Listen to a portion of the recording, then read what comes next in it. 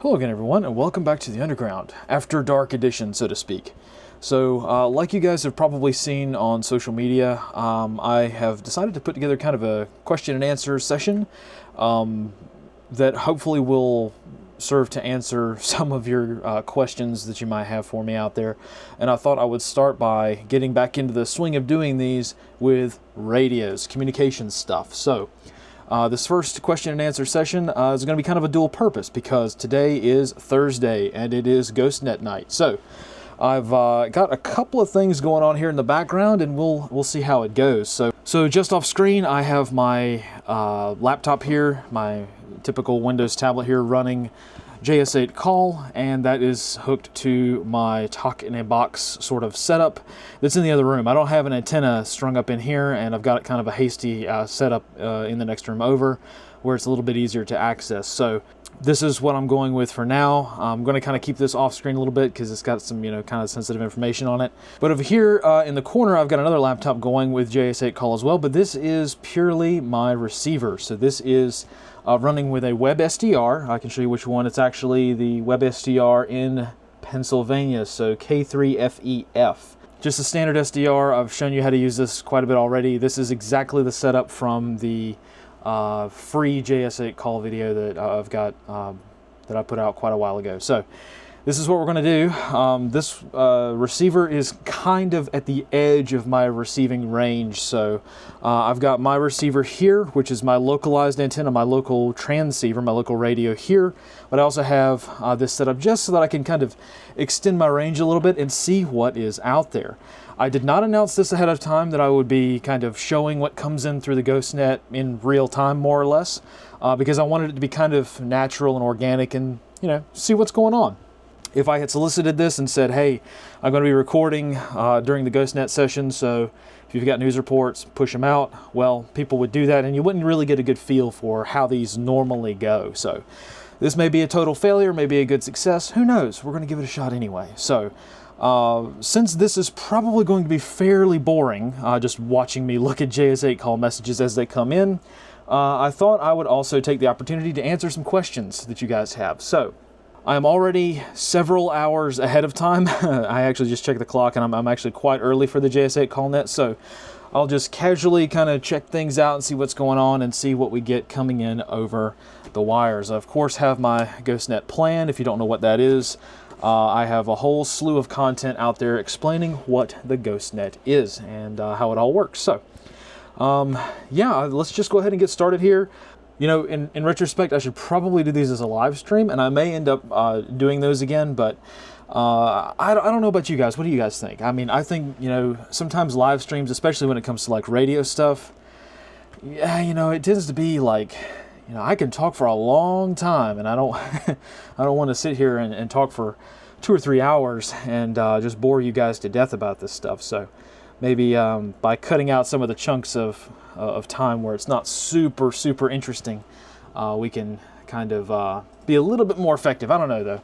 If you guys want live streams, I'll start doing them again, but for now I thought this might be a good way to get started again. So I've of course got I've solicited the questions from many different platforms, so I'll just go ahead and start with those of you who contributed on Patreon, and we'll see what you guys have. So quite a few of you have some very in-depth questions, so let's go ahead and dive right in. So on Patreon, Andrew asks, hi S2, I've been watching a lot of Tech Prepper, that's great, and yourself on comms. I'm a fast learner generally, but I find setting up a Linux machine a huge and frustrating time drain that doesn't seem realistic for most. Yeah, I guess so. Do you see there being a relevant privacy benefit in using Linux over a Windows system for running COM software, or do you see the differences as a material since the primary purpose of the COM system will not involve internet connectivity? Good question. I know your portable talk system runs on Windows. Is this to your satisfaction? Have you considered Linux? Reasons why not employed? Any particular privacy protections implemented in your Windows setup? Thanks for your excellent work to date. All right, Andrew, getting us started really nicely with a very in-depth question. The answer is the reason why I don't use Linux, and I do sometimes. Okay, so right to start with, I did use a Raspberry Pi setup. I got started kind of along the same lines as Julian OH8STN on YouTube kind of has a lot of Raspberry Pi setups, and from a while back, that's kind of how I got started.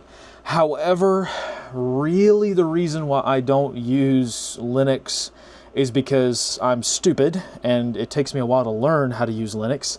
And two, I find that it's the software's problem. So when it comes to ham radio software specifically, a lot of it just has a very, very hard time working on Linux. And I know the Linux guys say, no, that's not true. Well, you know, in my experience, because I'm not a software engineer, I find that I have fewer errors on Windows when it comes to ham radio software. I would prefer Linux because, as you mentioned, you know, I'm really not a big fan of Bill Gates, just in case you didn't know, and really anything that Windows or Microsoft in general stands for. So, you know, same thing with Apple. I prefer Linux because, you know, for privacy concerns, because it's just a, you know, a more open and, you know, just better all around operating system. But I'm too stupid to figure out how to get it to work with ham radio sometimes. So this is really kind of, you know, lowest common denominator, right? And when I say there are errors, I mean, like, how should I word this? Like, you get your stuff, you get all your radio gear together, you get out into the woods, you put your antenna up, you get your radio up, you get everything, and then something doesn't work. Like, there's always something with Linux. Like, maybe it's just me, but it's like, okay, why is JS8 call not talking to this? Why is, you know, this not working with that? And then, you know, we're trying to a lot of times use some proprietary software where there is no Linux version. So now you're talking about using like some kind of emulator or shell or something to get this stuff to work, and it's like, I do not have time for this out in the woods. So yeah, that's really kind of one of the main concerns that I have, is just Windows just works better with ham radio software. Now I sincerely hope that the ham radio world catches up and starts working on some better stuff. Now I know that the Tech Prepper is working on the MCOM tools thing, and I'm really excited to see what that is when it comes out and when it's all ready to go. But for now, you know, I've got to use JS8 call, I've got to use WinLink begrudgingly, and Windows is kind of a pain, but it's the least painful solution. So again, yeah, security is a huge problem, right? Like, you know, I'm kind of the mind with technology, you know, maybe this is just kind of like an old archaic way of thinking, but I'm of the mind where I did not code it, I did not develop it, I did not write the lines of code myself, and I am not smart enough, even though software is open source a lot of times, I'm not smart enough to go in there and go line by line and say, oh, this line of code is some kind of backdoor. That's just not me, right? We all know how the whole VPN thing worked out. VPN scandal from a few years ago, you guys remember that? Where it turns out people were doing reviews of VPNs, and it turns out that the people who were doing those reviews of VPNs and the companies they worked for were just either fictitious outright, or they were directly paid by the VPN person. So these so-called third-party reviews of products and software, like, I don't trust that. Like, you know, I just don't. So when it comes to security on Windows, you can just do the best you can, you know. And really, air gapping is preferred for me. Now, I don't do that as much as I should, and it's one of those things where, unless it's air gapped totally, you're going to have vulnerabilities, right? So air gapping is kind of one of those things where either you're connected to a network or you're not. You can't just like connect to a network and then do a bunch of stuff. No, you've got to, like, you know, stay either on or off the network. That's just kind of how it works. So if you're I will say this though, you know, coming from a complete non-expert, non-software engineer, it is a very, very bad idea to run older software systems that are connected to a network. So for instance, I do have a couple of Panasonics that are running Windows 8. And that has depreciated so much. There's so many vulnerabilities. I don't think it's supported anymore. So if you're running a very ancient system, you absolutely have to air gap that because there's vulnerabilities that just can't be patched, or they're not being patched. So that's a pretty big concern. But yeah, if you can run Linux, that's anything's better than Windows, really. But I'm just kind of stuck on it right now for the time being. So yeah, hopefully that kind of answers that question. So moving on to a very different question entirely, we have Dan, who asks, in yesterday's Wire report you mentioned a baseline increase in US STRATCOM activity based on HFGCS radio activity. Can you explain these terms and maybe how we in the field can make similar observations? Great question. So the HFGCS, I mentioned it in some of, good grief, I can't remember which video I specifically mentioned it in, but it's in the SIGINT playlist if you want to go check that out. I think it's the basic SIGINT. HFGCS is the High Frequency Global Communications System, basically the radio network that US STRATCOM uses to communicate with resources and assets out in the world, basically to prepare for World War III. So remember the movie Crimson Tide, where Gene Hackman and Denzel Washington are arguing over this EAM, right? Well, EAMs, Emergency Action Messages, they get sent over the HFGCS a lot of times. It's a really, really complicated system, but the short version is what we can do in the open source intelligence world is look at the HFGCS and basically count the letters in an EAM. So EAMs, any kind of like burst radio traffic, anything, even things like Sky King messages. Man, this is a whole rabbit hole. Stay out of the rabbit hole. Really, we can monitor a lot of the U.S. Air Force's communications when it comes to nuclear weapons, believe it or not. It kind of makes sense if you think about it. It's all encrypted, so we can't decrypt anything, of course, and it's all code words, right? So what we can do, though, is we can listen to the Air Force's transmissions and listen to see maybe who they're talking to. So the HFGCS, there's some, Air Force officer, technician, or whatever, sitting at one of the transmitting locations. They will fire off a message to an aircraft that is circling around somewhere in the world. The aircraft will pick it up and will retransmit it or send a different message or so to submarines that are down underwater. So this is one way the HFGCS works. There's many ways as well. Think of kind of like Dr. Strangelove, remember? Where Slim Pickens gets up in there and is working with the radio stuff about the recall, and then there's authentication codes. That's very close to what's really done in real life. And the HFGCS is the radio transmitting communication system that handles all of that. So what does this mean for us, right? We can't decrypt it, so what does it mean? Well, basically, we have a list of frequencies that the HFGCS uses, the Air Force uses for the HFGCS. And we can monitor these, and if we notice that there is a sudden burst of traffic, we know something is going on. We don't know what. That's very, very important. We don't know what, because I've seen some news agencies claiming, oh my gosh, the HFGCS is active, World War III has started, they're gonna nuke us all, oh my God. No. Almost never. As a matter of fact, it has never happened yet. Every single time we have seen an HFGCS boost of traffic, it has been due to training. So usually it means there's a training exercise, and right now there actually is a training exercise going on. It's kind of a continuation of a later one. So that's what this is all about. So the HFGCS can be an indicator for, hey, something's wrong in the world, okay? But only if it's combined with other things, because guess what? The Russians, those wily Ruskies, they have one too. We call it the BareNet. They use the BareNet, which is a term we have given it. They have their own very long acronym term for it.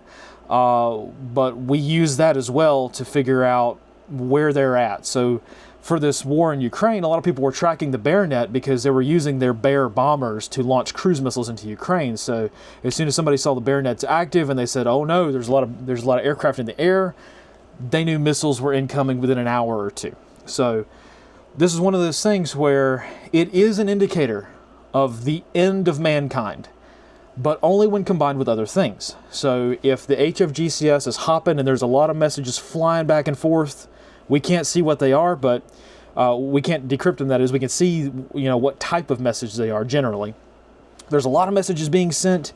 Also, this is a one-way system, by the way. It's, you know, it's not two-way. There's other parts of the system that make it two-way. But anyway, if the HFGCS is active and the BareNet is active and the Chinese are active, something's going on, right? And that's when you're going to start seeing me type out a wire report saying, fellas, something's going on. I don't know what it is, but something's going on. So that's what the HFGCS is and why it matters.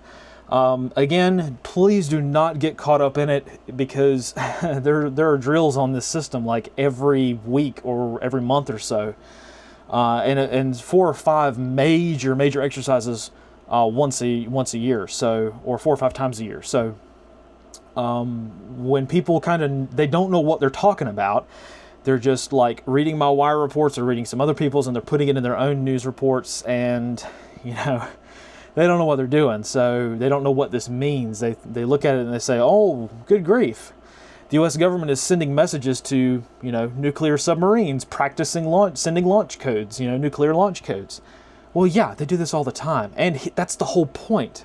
The entire point of the system is to make an exercise look like war, and to make war look like an exercise.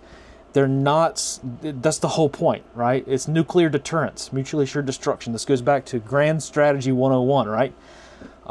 So the point is that you're never really going to know if the HFGCS being super active is meaning that World War III is about to start in a few hours. Like, you're never really going to know that unless there are other indicators stacking up behind it that kind of help indicate that as well. So hopefully that answers that on the HFGCS. Maybe I should have a more in-depth video on that one. I don't know. We'll have to see about it. It's a real deep rabbit hole you can go down. And for me, like, it's fascinating. It's very interesting. But at the end of the day, it's not that useful. It's an indicator. It's not proof. Remember that. It's an indicator. It's not proof. So moving on, let's see here. Steven asks, as someone relatively new to JS8 call, I know that my biggest and most persistent concern has been whether or not I'm being heard. Yes, so I'd wager most novices are probably tinkering with their comms outside of their scheduled GhostNet windows. Yes, okay. Okay, let me skim through here. Oh, okay, he wants to set up like a test group. Yeah, I might do that. I might actually do that. I've been thinking about adding in 10 meters, the 10-meter system for technicians, people who don't have general, they just have their tech license. I have to read up on that. I'm not entirely certain if that would work super well. If I were to do that, I'd have to have a video on it. Let me think about that. Yeah, I think I might do that.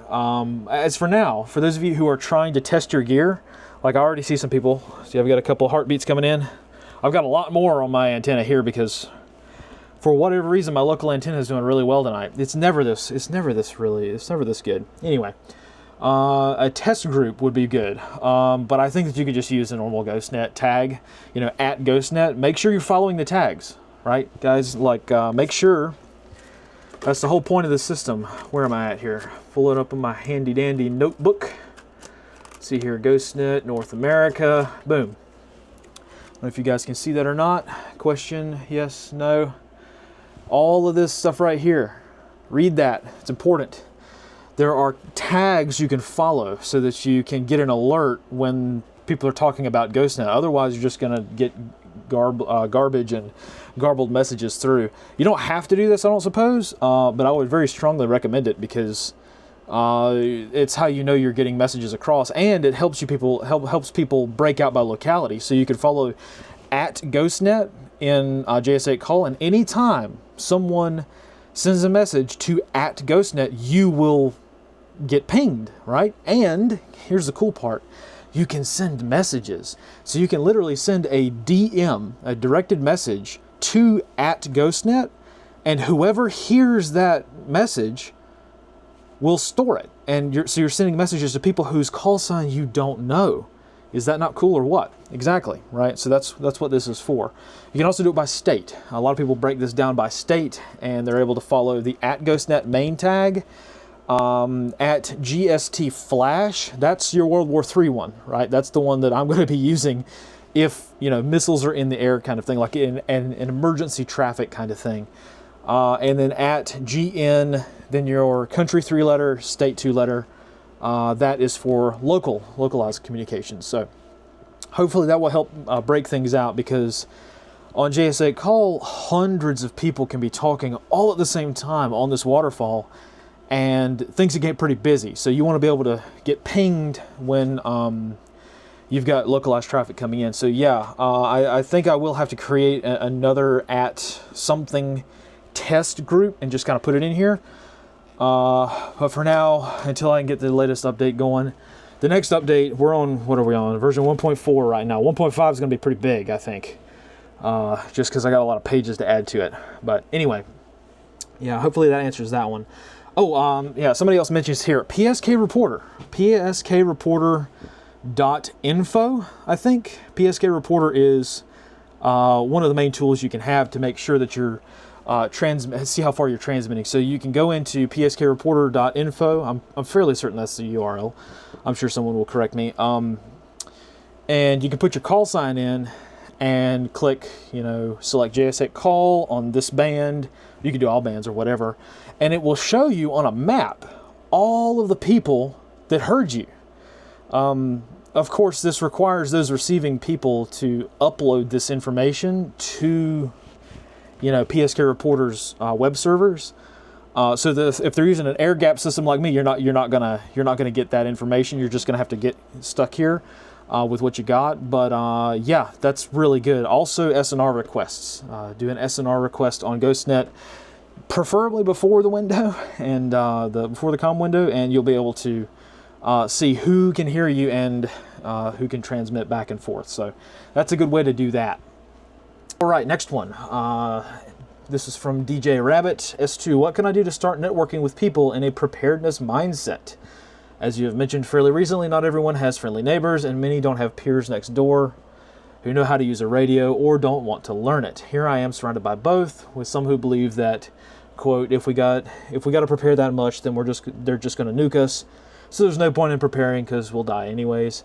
I want to find people I can work and prepare and train with. Great question. I'm sorry I don't have a great answer for you. This is, for those of you who want a little peek behind the curtain, this is officially the longest episode that I have been writing. I've been writing this episode to talk about building community for 6 years. I have it here in my notes, a draft that goes back 6 years. Because every time I get close to publishing it, I realize I don't know what I'm talking about. So, yeah, it's kind of unfortunate. And I think the solutions that I have come up with over the past few years that seem to be like my own worldview, I don't think is shared by very many people. I think it really goes back to us having to wait literally until a new generation comes around before mass organization to help, you know, build a good society is going to be possible. That's a super, super pessimistic outlook, isn't it? So I don't want to say all is lost when it comes to building community, because there's certainly the laundry list of things to do, isn't there? All the people that get on, you know, YouTube or the internet and say, oh, you want to build your community? Here's how to do it. Here's the magic keys to the castle. Here's the solution to everything. All right, cool. What do they say? They say, all right, get involved in your community, take classes, take courses, get involved in your kid's school, go to church, get involved in your church activities. That's actually a pretty good one. It's not available for everyone, but that is a good solution. But you know, all the things they tell you to do, you know, start volunteering. Well, you know, sometimes there's just not that many people around, and it seems like even in rural America, we're having some hard times trying to get people to care about their local area. So again, I don't want to be super pessimistic, and I don't want to brush the question off because it's very, very important. I just don't have an answer for you. I can tell you what everybody says do, but I myself am living proof that, you know, it hasn't really worked super well. So, you know, even though you do everything right, sometimes you're just in kind of like a personnel desert, you know, a lot of times, and it doesn't really work out super well. Hopefully we can come up with some solutions, not just the GhostNet stuff. Oh, look, by the way, somebody sent something. What was that? Heartbeats. Yeah, quite a few heartbeats. I've got here on my local stuff here, my personal antenna. I've got 1, 2, 3, 4, 5, 6, 7, 8, 9, 10. 10 people, and we're like 3 hours early. So that's pretty good. Pretty good. You know, keep expectations realistic, right?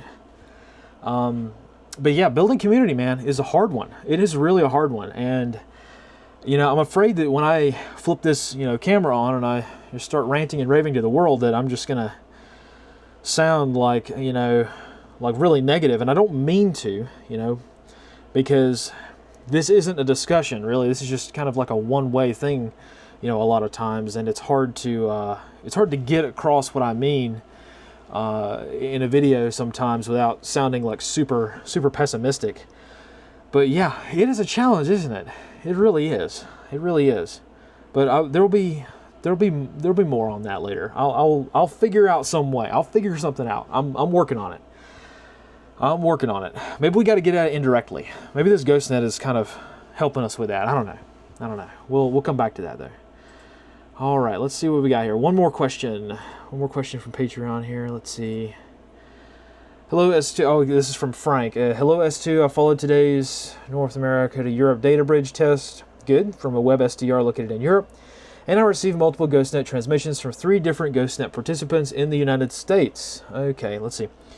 He uses, he's got call signs here. So K9DGY in Illinois, KK4QIG in Florida, and WB5VAI in New York City. All of these are thousands of miles away. So I would like to know how many watts they were transmitting and what kind of antenna they were using, if it's possible to ask them. So yeah, if you guys are watching and that's your call sign, yeah, hey, hop in the comments, let this guy know. Let Frank know what you were using. Because when you're on WebSDR, you can't really ask him, can you? It's kind of a one-way thing. You can, I should say, for anyone out there concerned, you can put their... can you do that? I don't know if you can. You can go into PSK Reporter and you can put your own call sign in. I know this. You can put your own call sign in and then click the little bubbles, the little like timer bubbles, and it will tell you the info of their station. So normally, if you're able to transmit, you can ping these people and hit them with an info request, and whatever they have put in JS8 calls. So let me go ahead and I actually open it up for you. Settings. This is not my real call sign. This is just a receiver, so I don't have to worry about any of that. So let me go to general. Yeah, so you can put your station info in here. Mine's blank because it's just a template, and I can't transmit from this, obviously. This one I do, and I don't think I have anything listed. But if they have something listed, if they have their info listed, it will. A lot of people will tell what their station info is. So there's the info, and then there's station on JS8 call if you can transmit. So sorry about the guys who are just receive only for now. You're not going to really know what they were using, but let me see here. Let me look at this again here. Okay, whatever.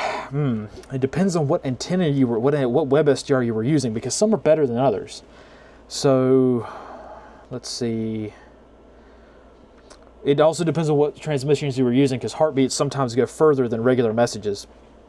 So Illinois, Florida, New York City, all East Coast stuff. So I mean, it depends on the time of day. They could. I mean, I can hit the Canary Islands regularly.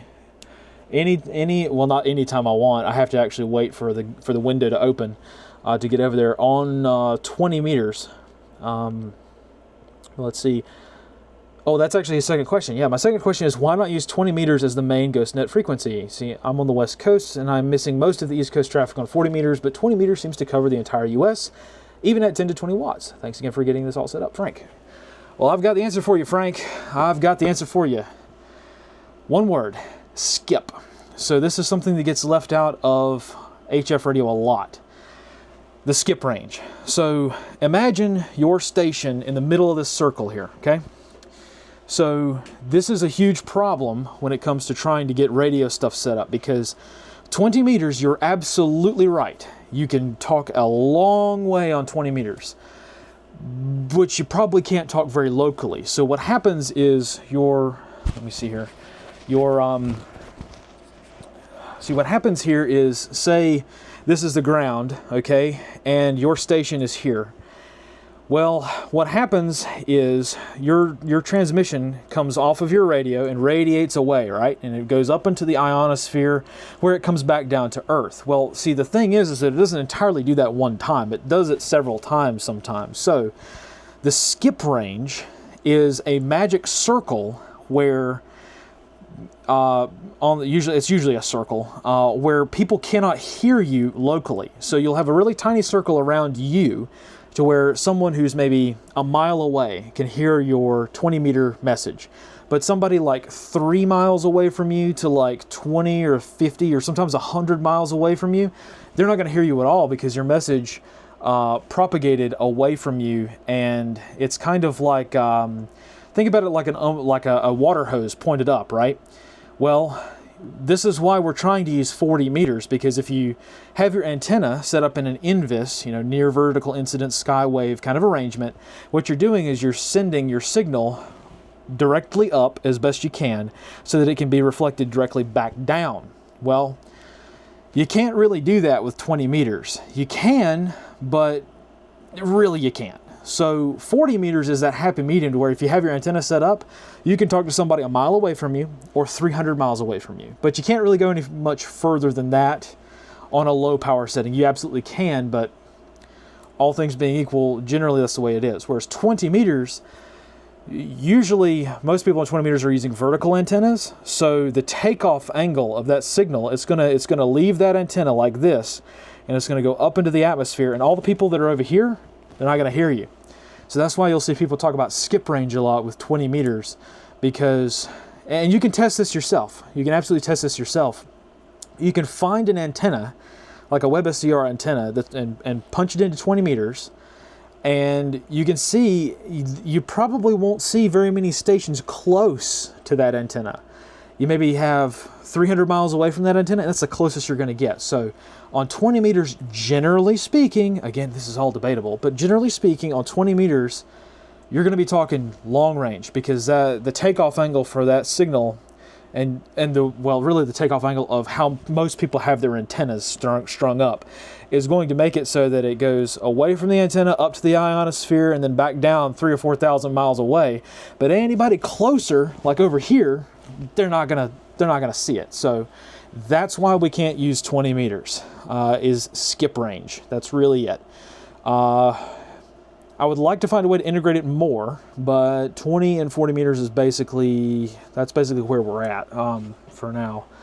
So yeah, hopefully that answers your question. Skip range, that's why we can't use 20 meters all the time. Otherwise, you ask yourself, well, why can't we just use the longest range system every time? Well, there's trade-offs. You want to talk far or talk close, and that's what you got to choose. So yeah, just looking over here again, sorry if I'm being super spastic today. I had too much coffee throughout the day today, but got a little bit of interference coming through on that web SDR. I can see it partially here, so it must be pretty substantial.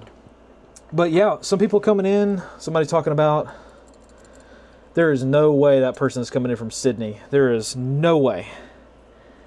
Maybe somebody was talking about something else. Who knows? I got a lot more on my local antenna for some reason. Pennsylvania not doing so hot tonight.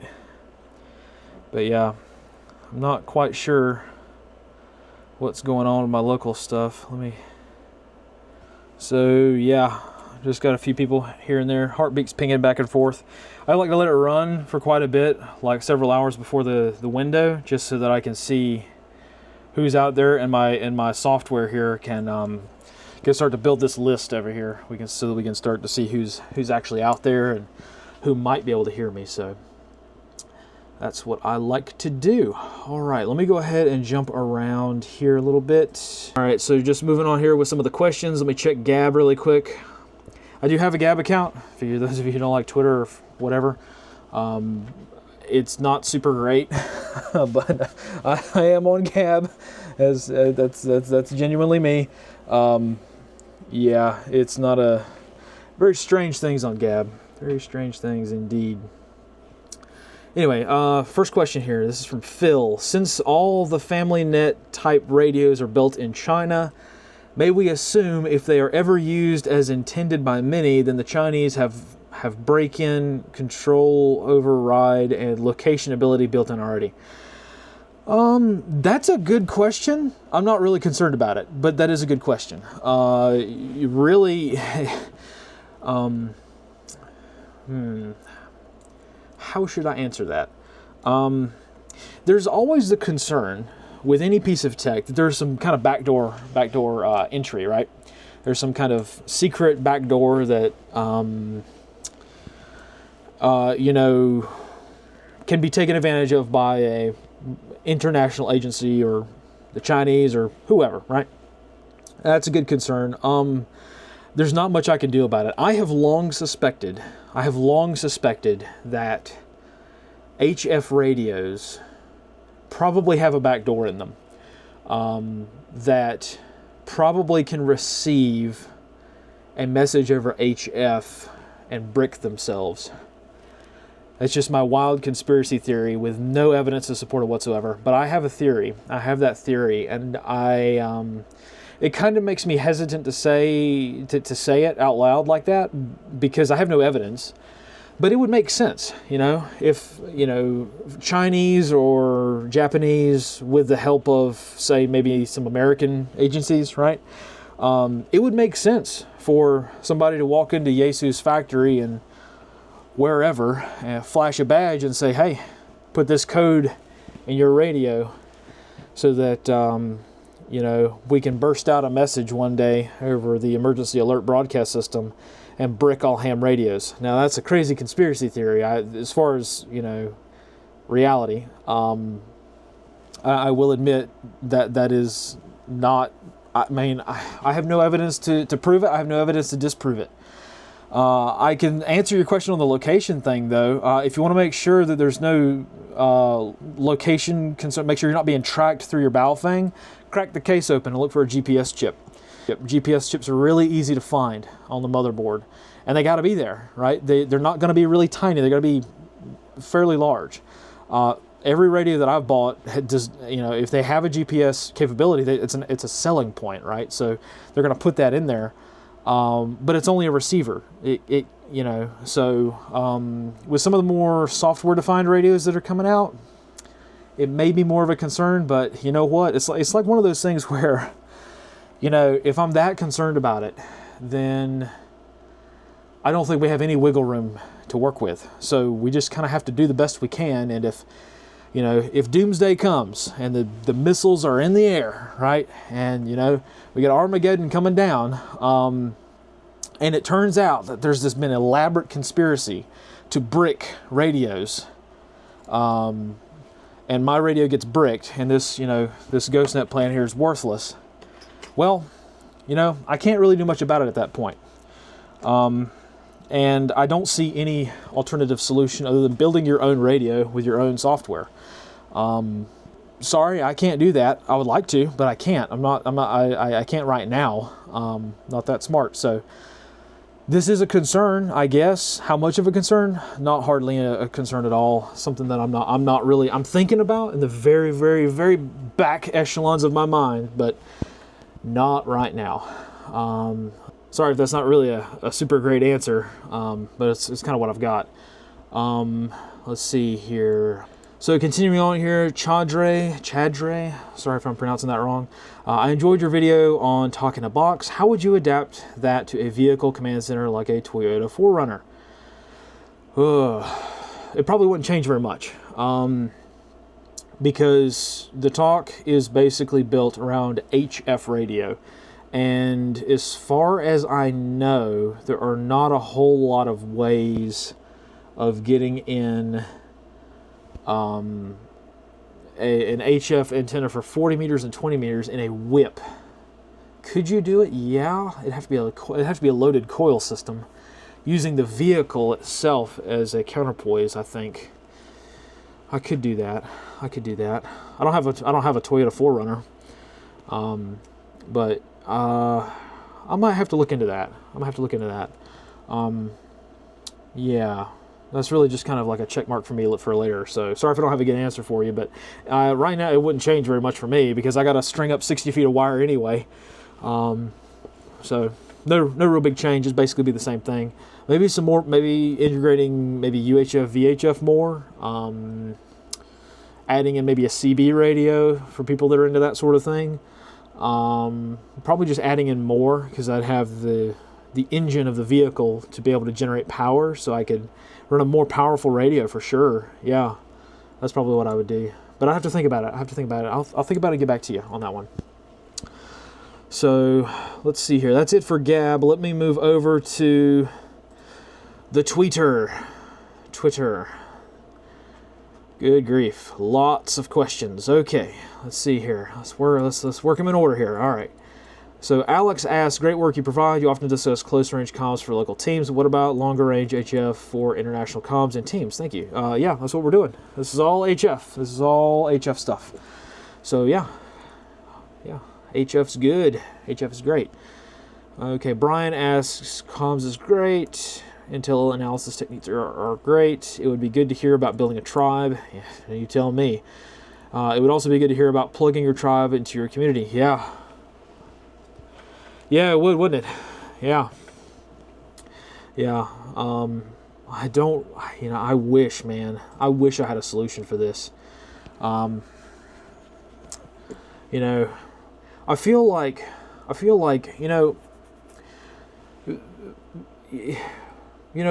some parts of my career, basically, have you ever heard, let me ask you this. Have you ever heard, don't bring up a problem, don't discuss a problem, don't bring it up, don't complain about anything unless you have a solution?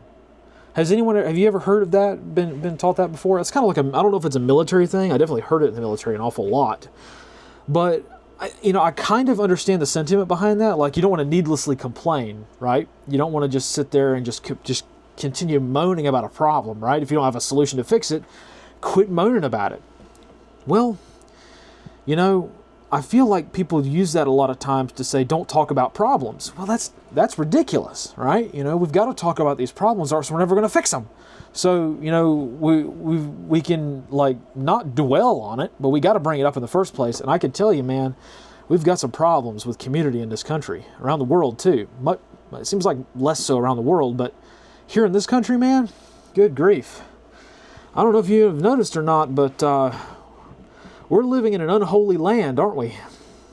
In many ways. For sure. A lot of crazy people out there. A lot of people that are crazy and need help. A lot of people that are crazy and need help and don't want it. A lot of people who don't know they're crazy.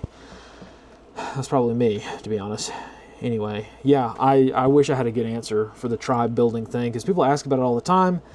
I have been working on it for years, and I have not come to a good, succinct, solid solution for that. So I'm terribly, terribly sorry about it. Oh, cool. Somebody just did a message check. I must have not caught the first part of that, but somebody requested... Okay, they may be actually... See, they may be actually transmitting here. Hang on. Give it a second.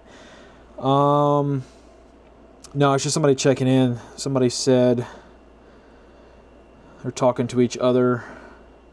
Somebody did a message query. Message queries are great because if someone has stored a message for you on their system, then you can exchange it and get it across.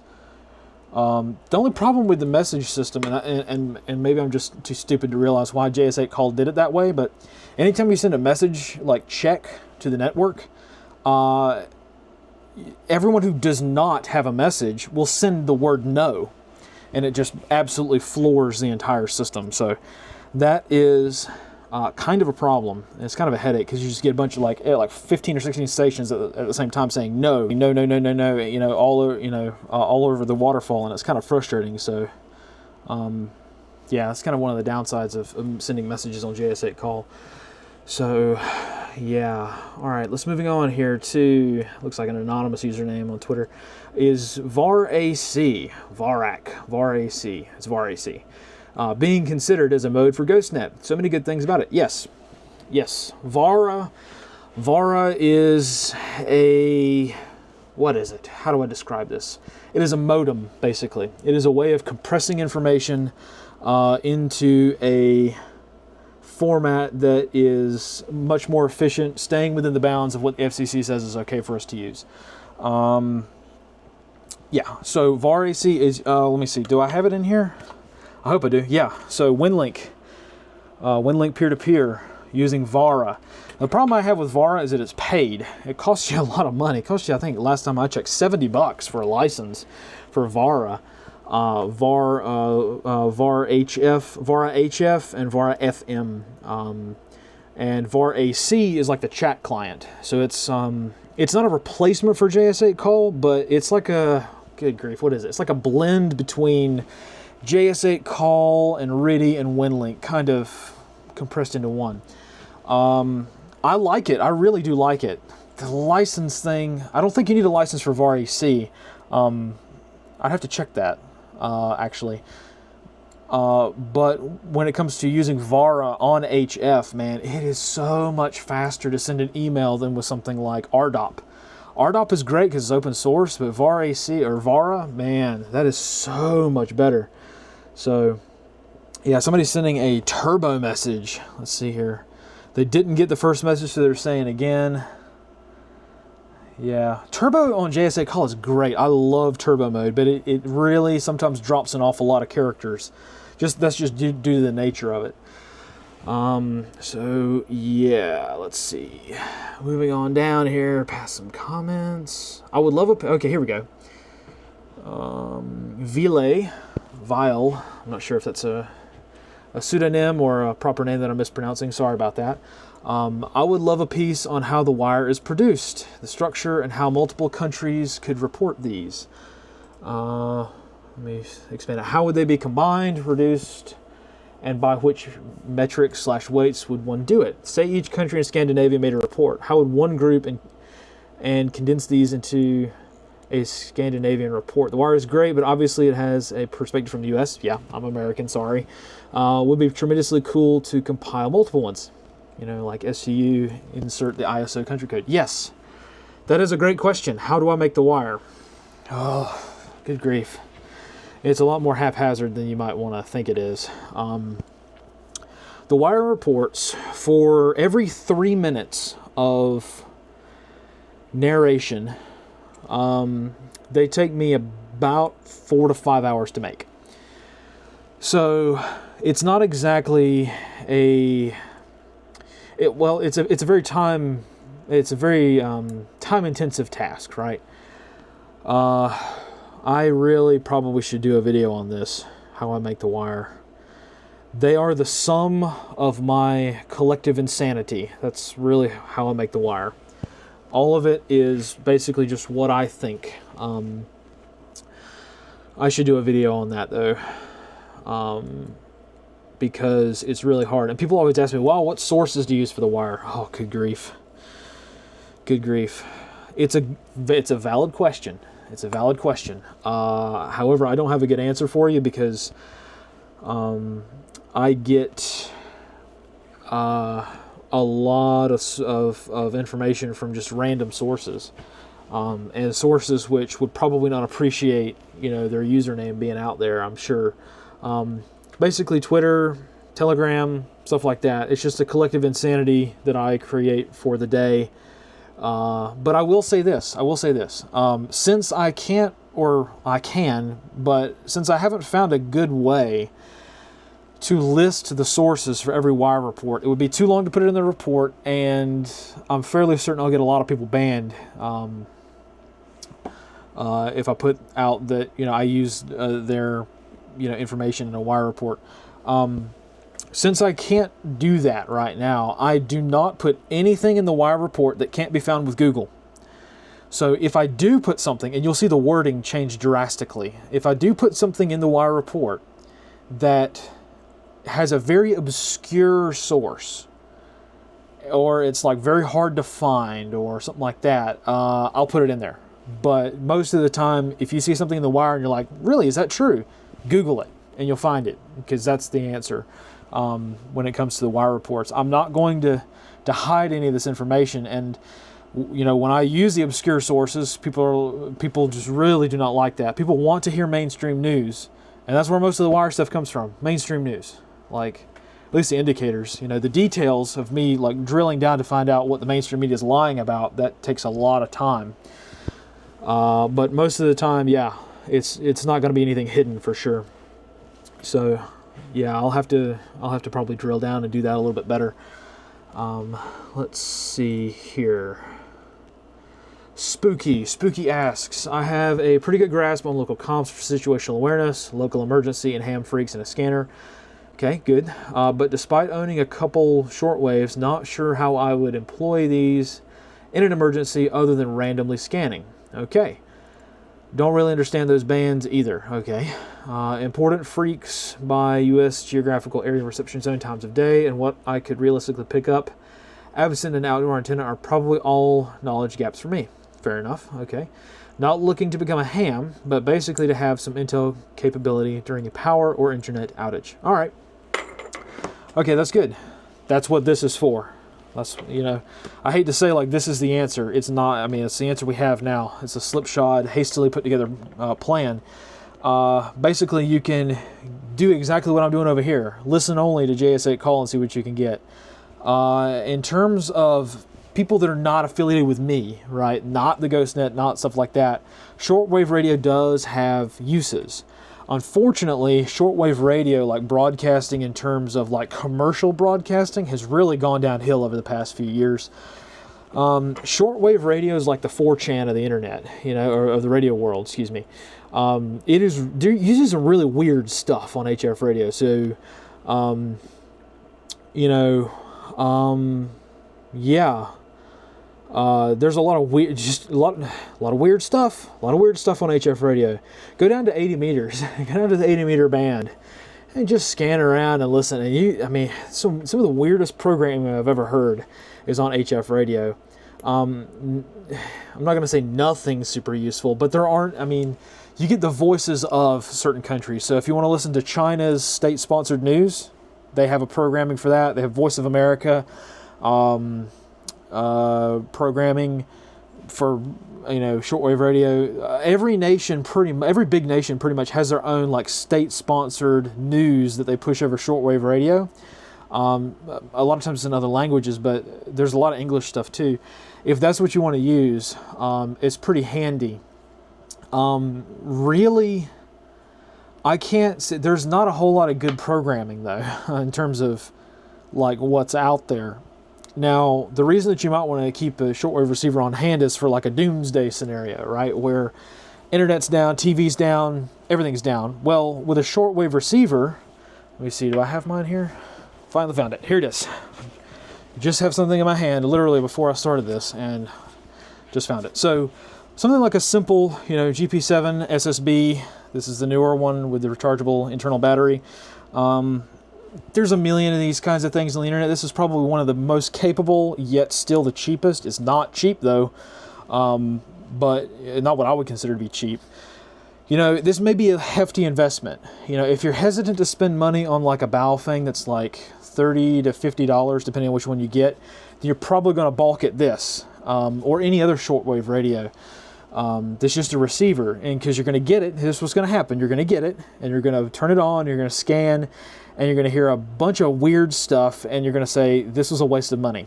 Well, it's not really a waste of money in the long run, because this is more of a doomsday preparedness thing. What I'm trying to do with the GhostNet, though, is make it so that if you bought one of these, and you have a shortwave radio, you will get some kind of use out of it. So, I hope that, you know, the work I've done here with the GhostNet will be able to encourage more people to kind of, you know, start seeing the uses for shortwave and kind of using this a little bit more.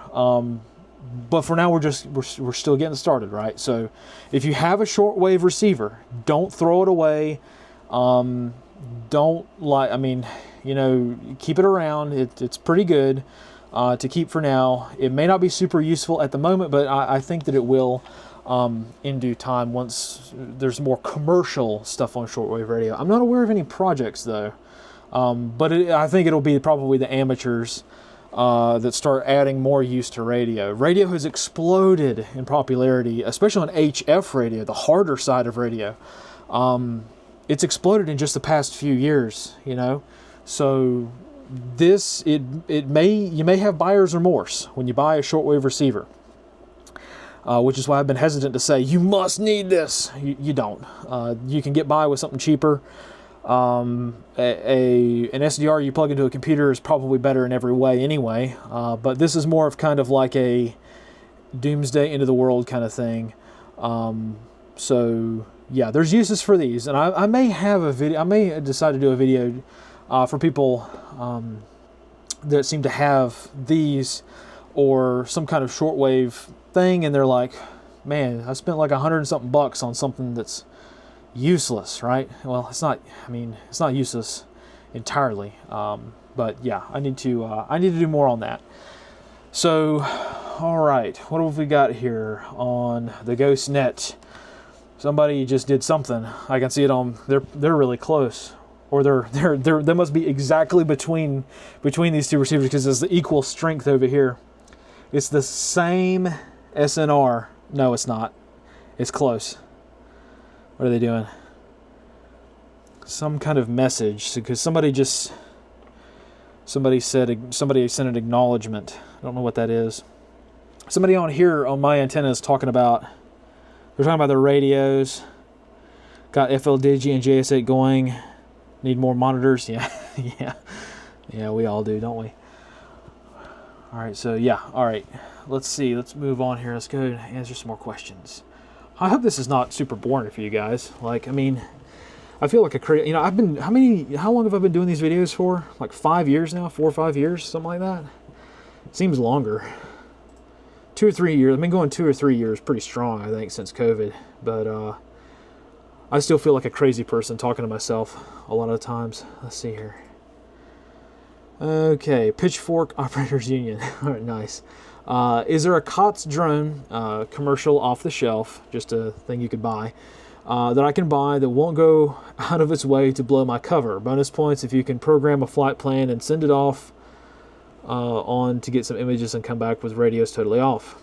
Good question. I'm not a drone guy. I have a couple of drones, but they're just DJI, so most intensive spy drones you can get. I would say, generally speaking, because, well, Ukraine and the whole drone war thing with Ukraine has really gotten people thinking about this sort of thing. I would suggest look into building your own, because then you're going to know what's on it. You're going to be able to look at the software. You're going to be able to look at all this, and you might be able to do it for cheaper. If you're just getting into drones, you know, DJI may be an option. I would go with the smaller ones, though, that don't have the ID broadcast, though, because some of the bigger ones have that, and it's like, unless you're using it to like videotape weddings or do some photography stuff or something, like this is not good. So some of the more sketchy Chinese-made drones, you know, may have some features like that. But yeah, I don't have any models to mind, so I'm sorry if I can't help you out a lot. But I know that do it yourself options are kind of preferred a lot of the time when it comes to drones these days.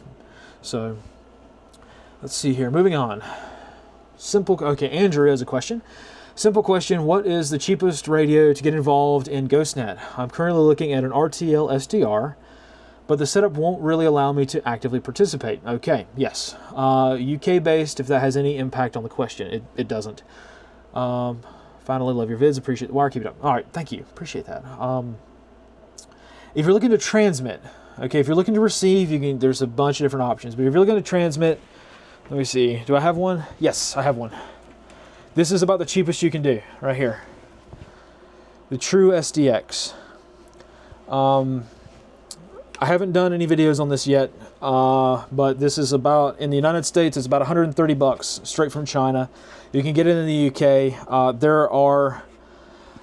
I got this off of Amazon, and there are a lot of clones on AliExpress and so on and so forth. Now, something that you need to be aware of, there's a little bit of controversy with this radio with the clones. So just be advised, if you want to update the firmware for this device, you need the serial number for it. And the serial number for mine, I threw away in the packaging. So no firmware updates for me. I have to basically just completely reflash everything and maybe somehow get it to work. Now it works for me, but I don't mean to say this, how do I say this diplomatically? I don't mean to hurt anybody's feelings, but the developers of this have got the firmware locked down. So the developers of this are looking to have a little bit of control over it after it's been sold to you. So, you know, I'm sure that's you know, just all on me. You know, it's maybe my fault for not like kind of understanding that, but this is a really great radio. I just want to say this is a great radio. It does several bands. It's probably the cheapest HF radio transceiver you can get. It's just that the whole put your call sign in to download firmware thing is kind of rubbing me the wrong way. But that's of course just my my own problem. But anyway, this is probably the cheapest you can do in terms of being able to transmit. Now you're going to need a little bit more than this. You need the battery. You need a battery thing. You need an antenna system, which is probably going to run more expensive than this, depending on your experience and whatnot. But yeah, look, check out the TrueX SDX. Really, yeah, I'm trying to think, is there a cheaper one?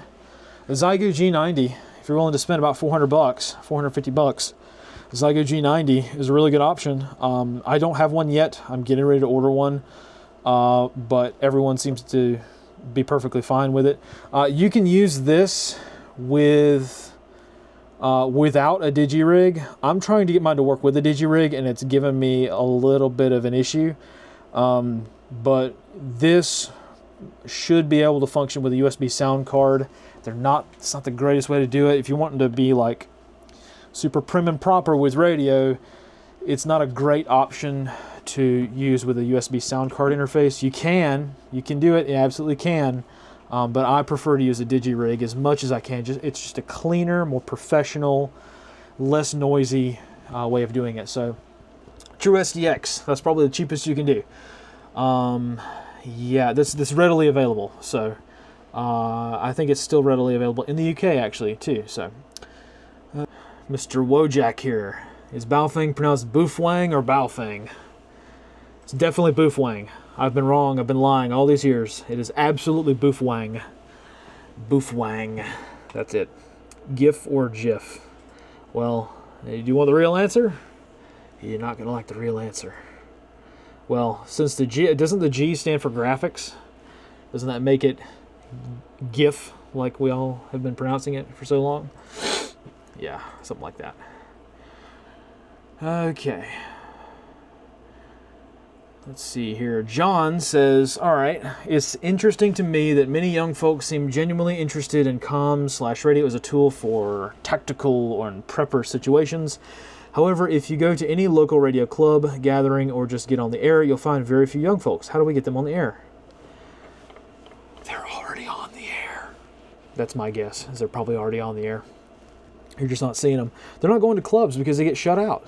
They get shut out of clubs really quickly. Ham radio clubs are still not, I mean, I don't want to, oh man.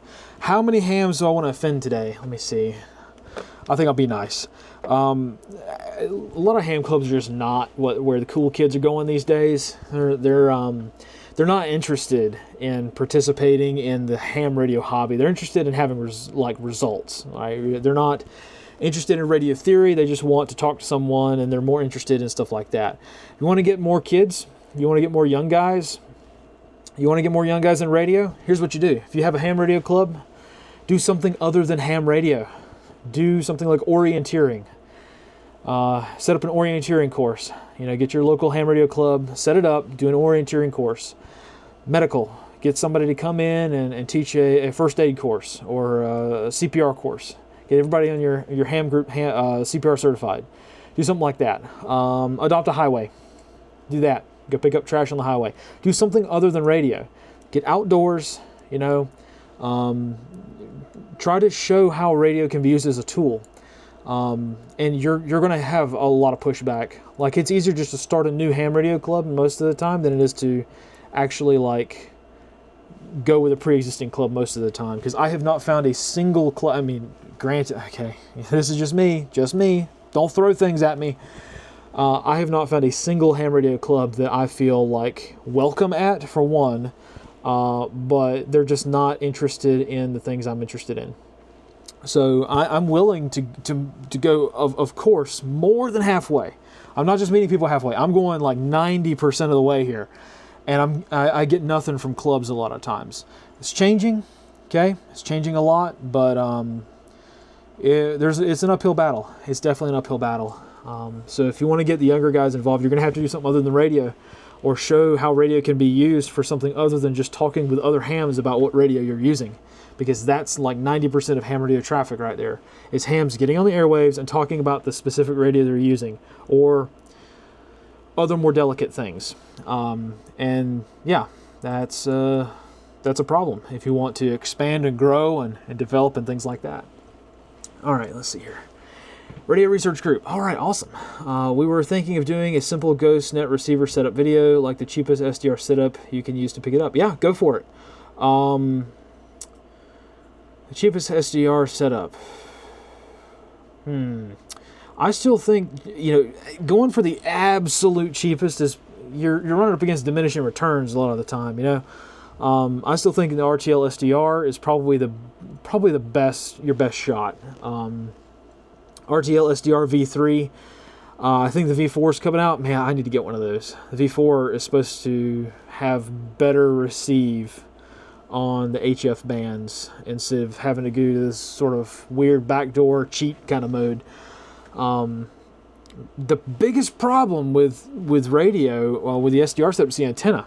That's where people are gonna run into some problems. So the antenna is going to be your hardest part for most people. It's an easy problem to solve if you're a ham. It's an easy problem to solve, so I need to do a video on that. Let's see here. Let's see. Sebastian asks, okay, how do you format, research, etc. for the wire? Okay. As a doc, I only get told the info, but I never put it together. I was wondering because I want to use them for my military science fiction writing. Nice. Yeah. Hopefully I kind of answered that one for you already. It is just a collective insanity that's going on up in here. Doesn't have to make a whole lot of sense. Is there a military publication on intelligence report writing? There is one on report writing, but I don't think it was helpful.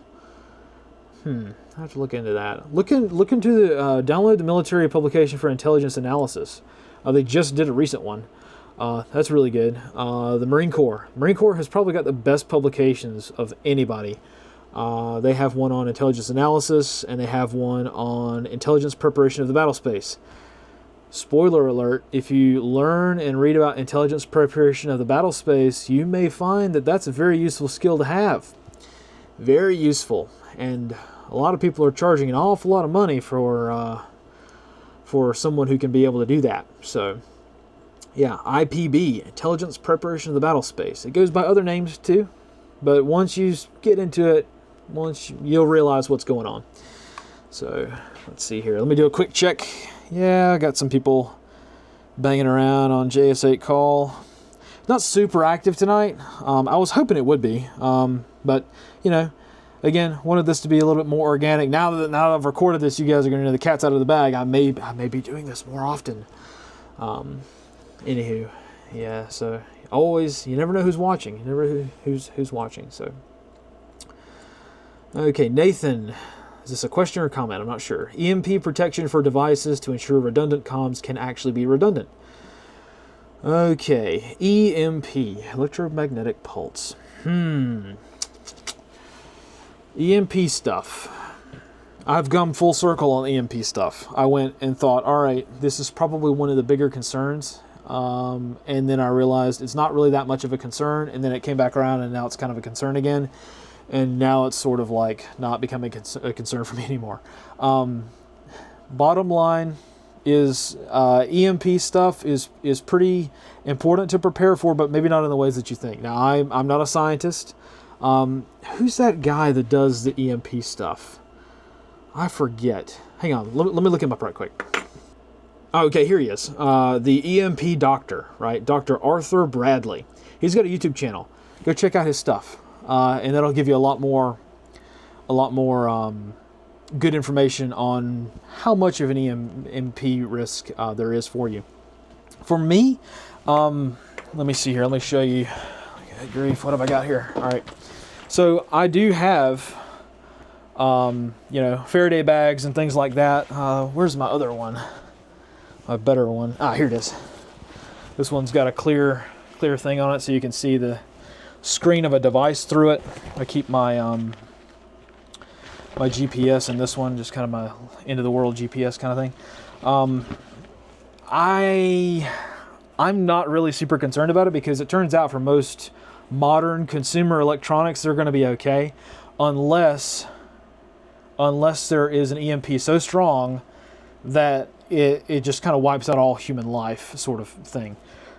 That's not really how it works. Sorry if that's kind of confusing, but if you want to get one or two of these, it probably doesn't hurt. This is one of those things where it's like, do the risk management. Check out the risk management matrix if you haven't already. I did a video on risk management. It's one of those things where, how likely is it? Exceptionally unlikely.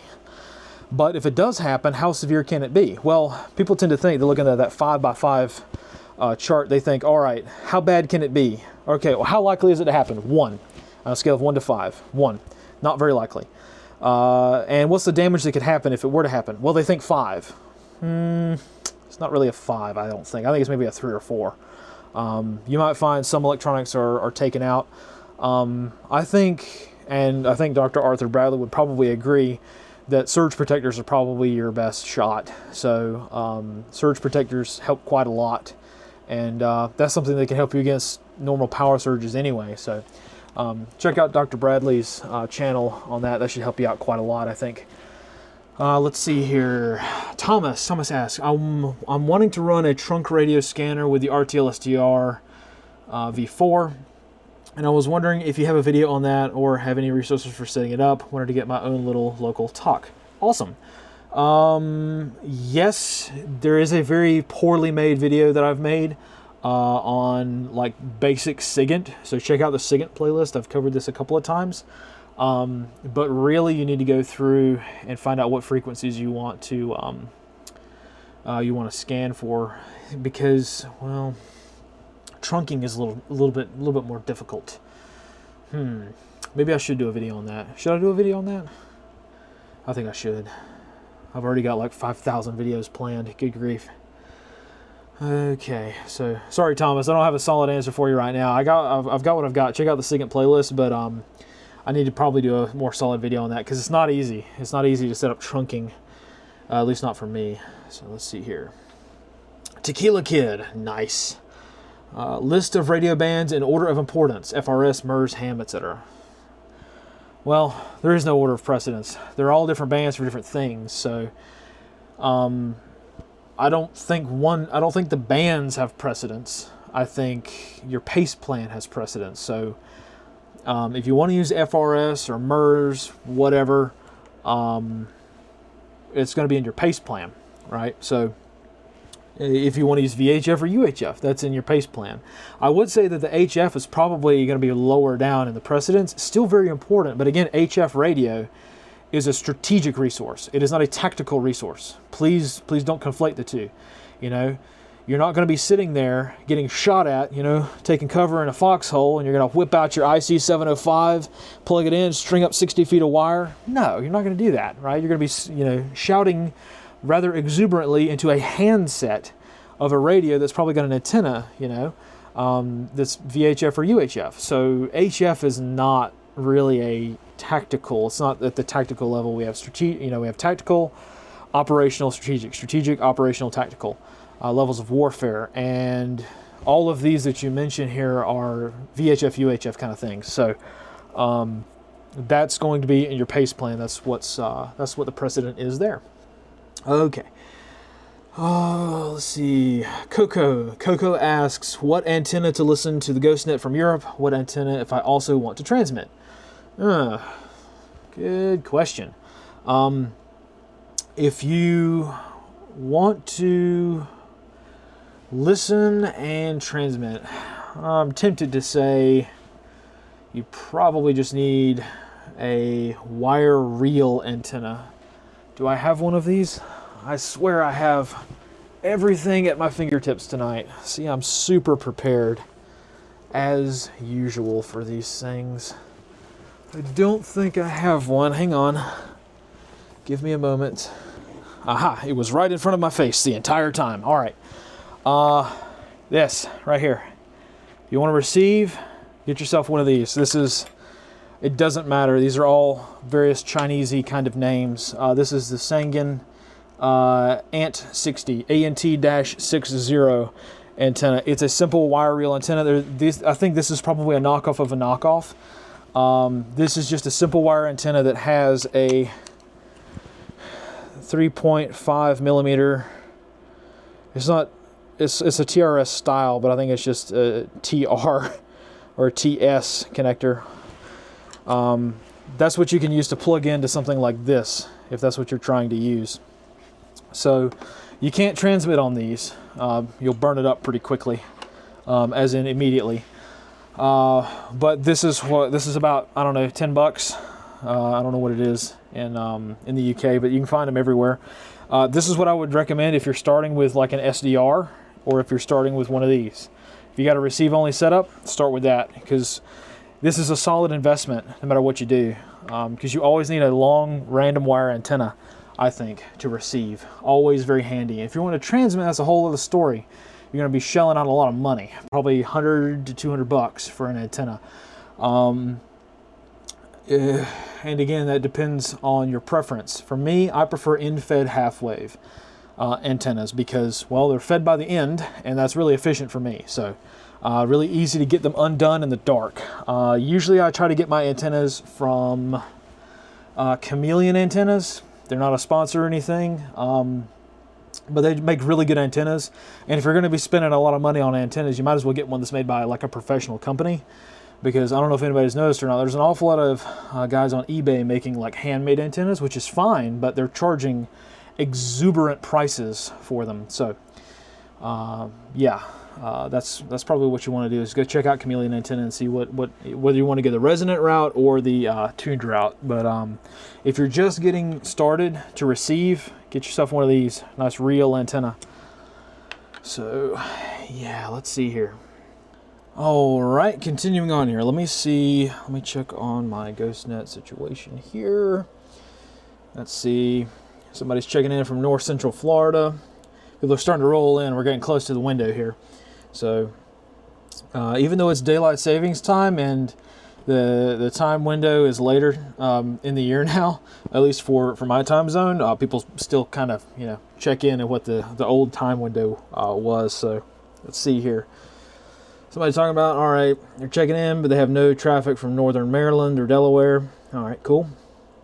Two different guys checking in from northern Florida. Okay, nice. I'm hearing them all the way up in Pennsylvania on this web SDR. I can hear them here as well. Let's see. Somebody says, all right, checking in, no traffic from Midlands of South Carolina. Okay, good to see, good to see. Got quite a few people checking in. All right, that's good to see. Awesome. All right, let's. Chas on Twitter here says, question. I am looking for a good comm to fit inside a motorcycle helmet and possibly wired to FRS GMRS radio. All right, trying to use Bluetooth, but would like to possibly patch in cellular phone operation. Okay, that's going to be a little hard to do. The Anytone 878 series does Bluetooth, and they have set up to where you can have like a Bluetooth earpiece, and then you have like a push-to-talk button that you put on your wrist.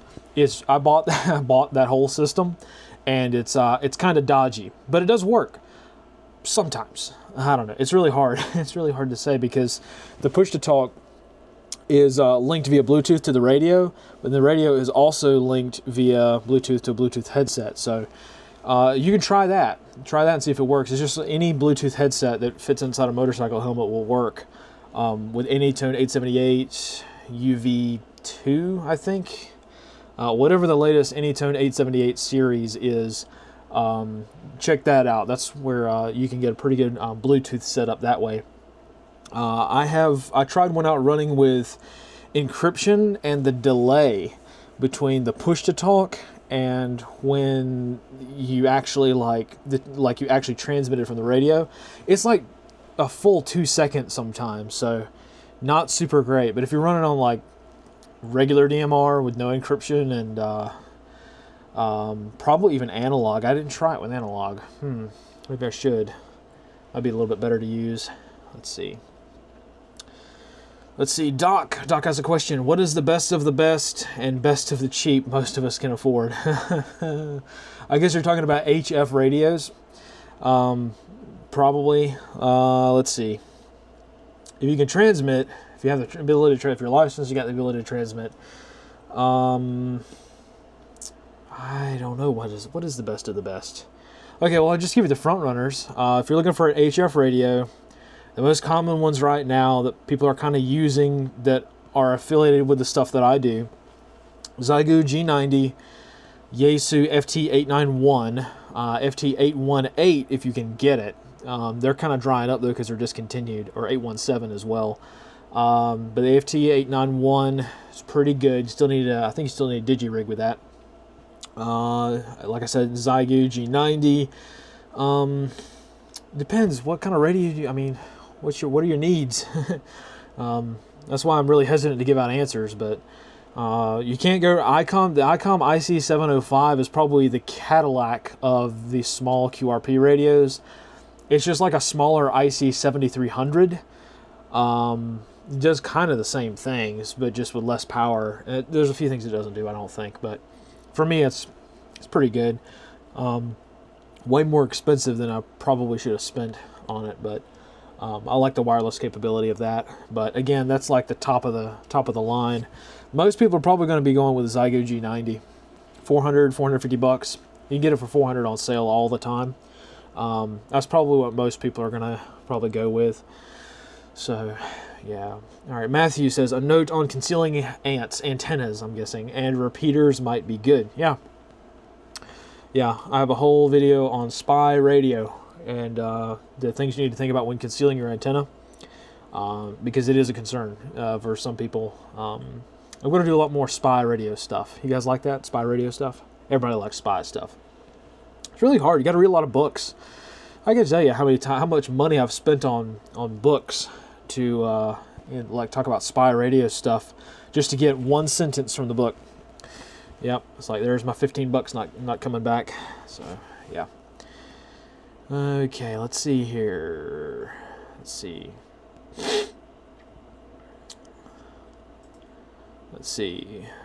How do you get your information for the wire? Yeah. Pretty common question, isn't it? Social media, Twitter, Telegram, randomness. Usually mainstream media is a pretty good source because people seem to be okay with mainstream media sources. Despite people saying they hate mainstream media, when I put a story in the wire that isn't on mainstream media, people lose their minds. People are crazy. All right. Let's see. Okay, let's see. We've got a question from Hi. All right. Hello. Hi. Relatively easy backup comms for my family, mainly wife and I. She doesn't have or want a ham radio license. Considering doing GMRS and putting a repeater up at the house. Yeah, that's probably what you're going to do. I want to learn more about Meshtastic too. Is that a good option? Yes. Yes, Meshtastic is great. People seem to hate Meshtastic because they don't understand what it's used for. And they seem to have, you know, a really, really averse mentality to reading the manual for Meshtastic, because a lot of the cons of Meshtastic just aren't true. Anyway, don't want to start an argument, but yeah, Meshtastic is a good tool. It's really cheap to get into. Things are kind of backlogged because a lot of dudes on YouTube are talking about it, so that always kind of tends to sell out sources. But Meshtastic's really good. Like, I mean, I really do like it. Text only, but voice I think is coming. I think voice is coming. It's going to be. Technically, like, it used to be like very, very hard to find out if voice would actually work on Meshtastic, but I think they're figuring it out. Technically, it shouldn't be possible, but I think they're going to figure it out. I'm optimistic, but for now, yeah, just the basic Meshtastic use would be good. You're already on the right path. GMRS and put a repeater up. If you want to say super legal, that's the way to do it. Buy the license, GMRS repeater, done. You could do all the same thing though with FRS and GMRS, or excuse me, FRS and MERS. You know, but that's kind of sketchy, right? So I don't know if there's a legal way to do that, but technically, I mean, any Baofeng can do that. But yeah, if you're wanting to stay above board, then yeah, GMRS repeater, that's probably your best shot. I would say though, when you're looking into, somebody else had a question about that. Where did I see that at? Somebody had a question. Maybe I'll scroll down and find it a little bit later. About line of sight. So make sure you do line of sight analysis to make sure that you're going to be able to, where you're going to be able to communicate. I maybe need to do a whole video on that, line of sight analysis. There's several tools you can use. I'll get into that later. Somebody remind me. I'm talking to myself again. All right, so moving on here, I have another question from PIMDAS. Let's see here. I have always been curious about encryption. Yes, aren't we all? I think it's generally not legal for hams in most cases in the US, but are there any areas that are gray or where it is straight up allowed? Second, are there reasonable solutions to scanning trunked public service comms? Encryption, yeah, there are plenty of opportunities where it's legal, just not on ham stuff.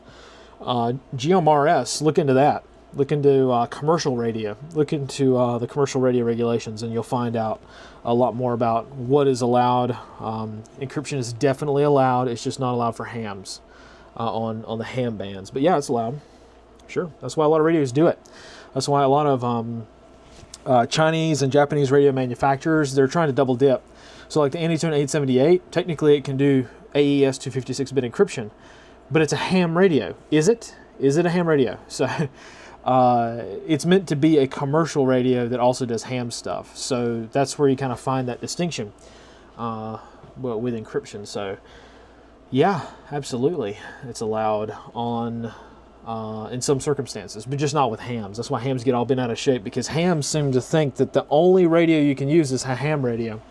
But yeah, there are definitely other opportunities for that. So secondly, are there reasonable solutions to scanning trunked public service comms? Yeah, depends on where you live. Go to radioreference.com, and you'll find out what's in your area and what you need to scan before you go out and shell out your hard-earned money on a scanner or some kind of system like that. Figure out what comms are in your area, because if you live in a city where they're using encrypted stuff, you're not gonna. I mean, even you got to be like KGB level to have the equipment to break that. So yeah, all right, let's see. Rico question: how do I get friends so that I can actually use my radio for more than trying to listen to air traffic control when I'm near an airport? Building community is hard, isn't it? I can say this though: if you don't have any friends, get on HF radio. I'll be there. I'll be there. GhostNet will be there.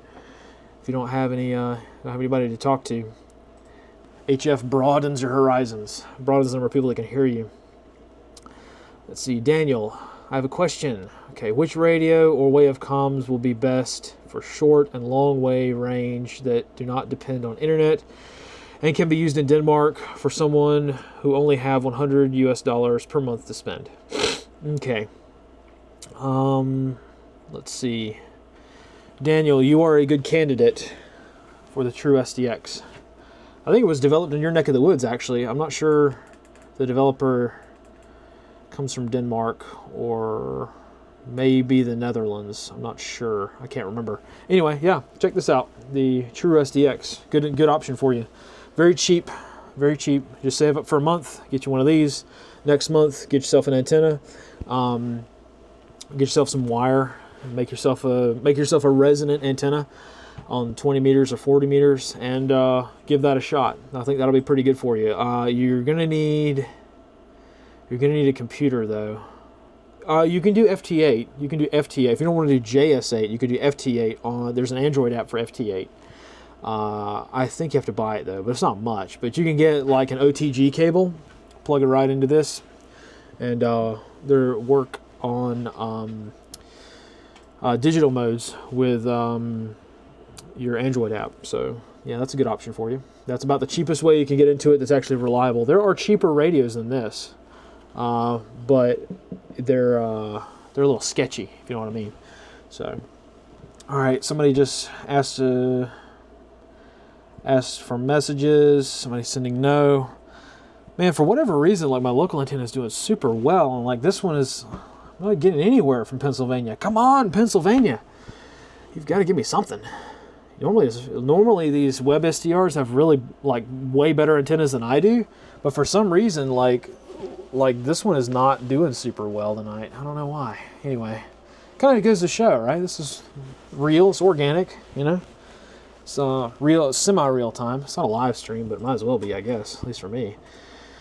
Okay, let's see here. Let's see. Mr. Geek. Mr. Geek has a question. Thanks for the work you put on the wire reports. I share them with coworkers who aren't on Team Blue but can't filter the propaganda. All right, cool. I'd like to hear about more secure internet comms. Radio is great, but what about when the internet is still up and being restricted? Excellent question, Mr. Geek, from it looks like the great nation of Ireland.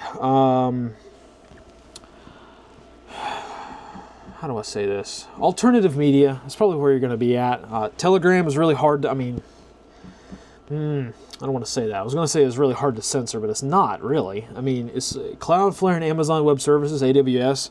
Man, they can lock down pretty much all human communications, and we can't do a daggum thing about it. How likely is that? Well, unless you're talking about political stuff in the United States, probably not very likely. But yeah, alternative media is probably your best shot. Internet-based comms, it's like every time, like, oh, WhatsApp was so secure. Everybody used it, from the FBI to Al-Qaeda used WhatsApp. And then it turns out, oh, backdoor. It's like, oh, Signal's so great. Everybody's on Signal. And then it's like, is it really? I don't know. I'm not that well versed on all the different ways that we're being spied on. I just know that if it's got a 1 or a 0 anywhere involved in it, it's probably being spied on.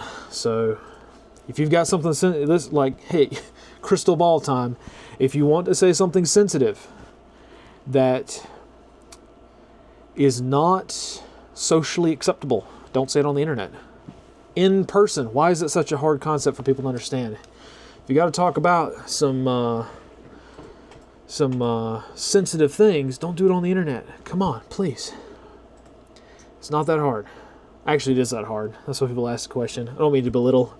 Yeah, it's really hard. I mean, I can't just say, well, talk to people in person, but you can say like part of a message online and then like finish the rest of it in person. But if you're talking about like information gathering, well, yeah, that's a lot easier to say. I mean, Twitter is slowly creeping back into censorship, isn't it?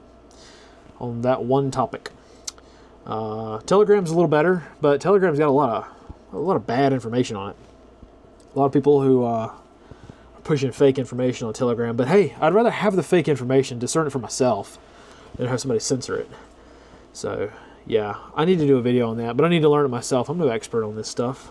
I'm just fly by night operation here. Okay, Mr. Machina or Machina. I assume it's probably Machina. How soon World War III? Okay. Ha! It's already begun. How long times of survival, U.S. fleet assets in theater operations? What are you talking about? Sorry. Hang on, let me read this again.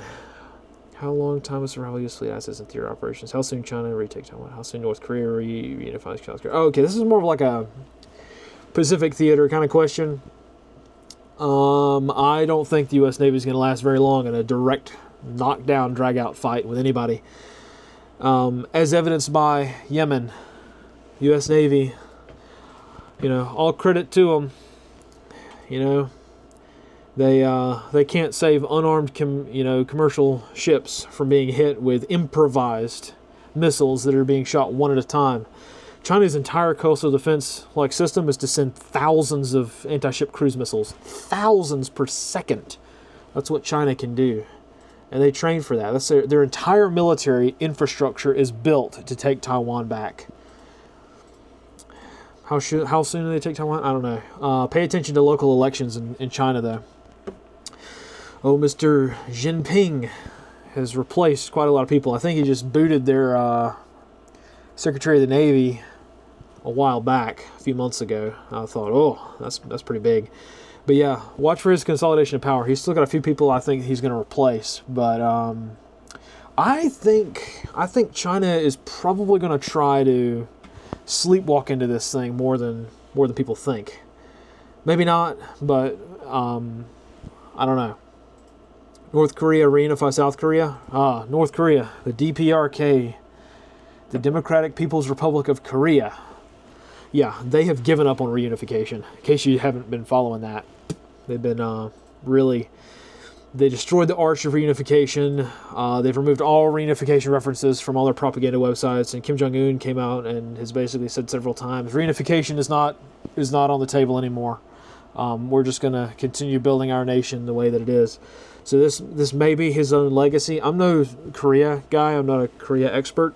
But I think that reunification is off the table for a very, very, very long time. Very long time. Okay, let's see here. Toddley Media asks, another topic that needs covering is power consumption. Yes. Many people don't understand turning volts and amps into watts. Also, yes. Volts times amps equals watts. They don't understand solar charging and its true effectiveness. It's nice to have those flashy systems, but they are also a waste of valuable power. Yeah, absolutely. I've done a couple of videos on energy stuff. And yeah, it takes so much more battery power than you think, doesn't it? Even just running this tablet here, this sucker's getting hot, you know? It takes a lot of power to run things here. So yeah, you need a lot more power than you think you do, and your solar panels are not as efficient as you think they are. I really do like thin film panels, even though they're half the efficiency or something like that. They're half the efficiency on the box, like on the face value. So maybe you have a 10-watt solar panel that's like a thin film panel, like power film.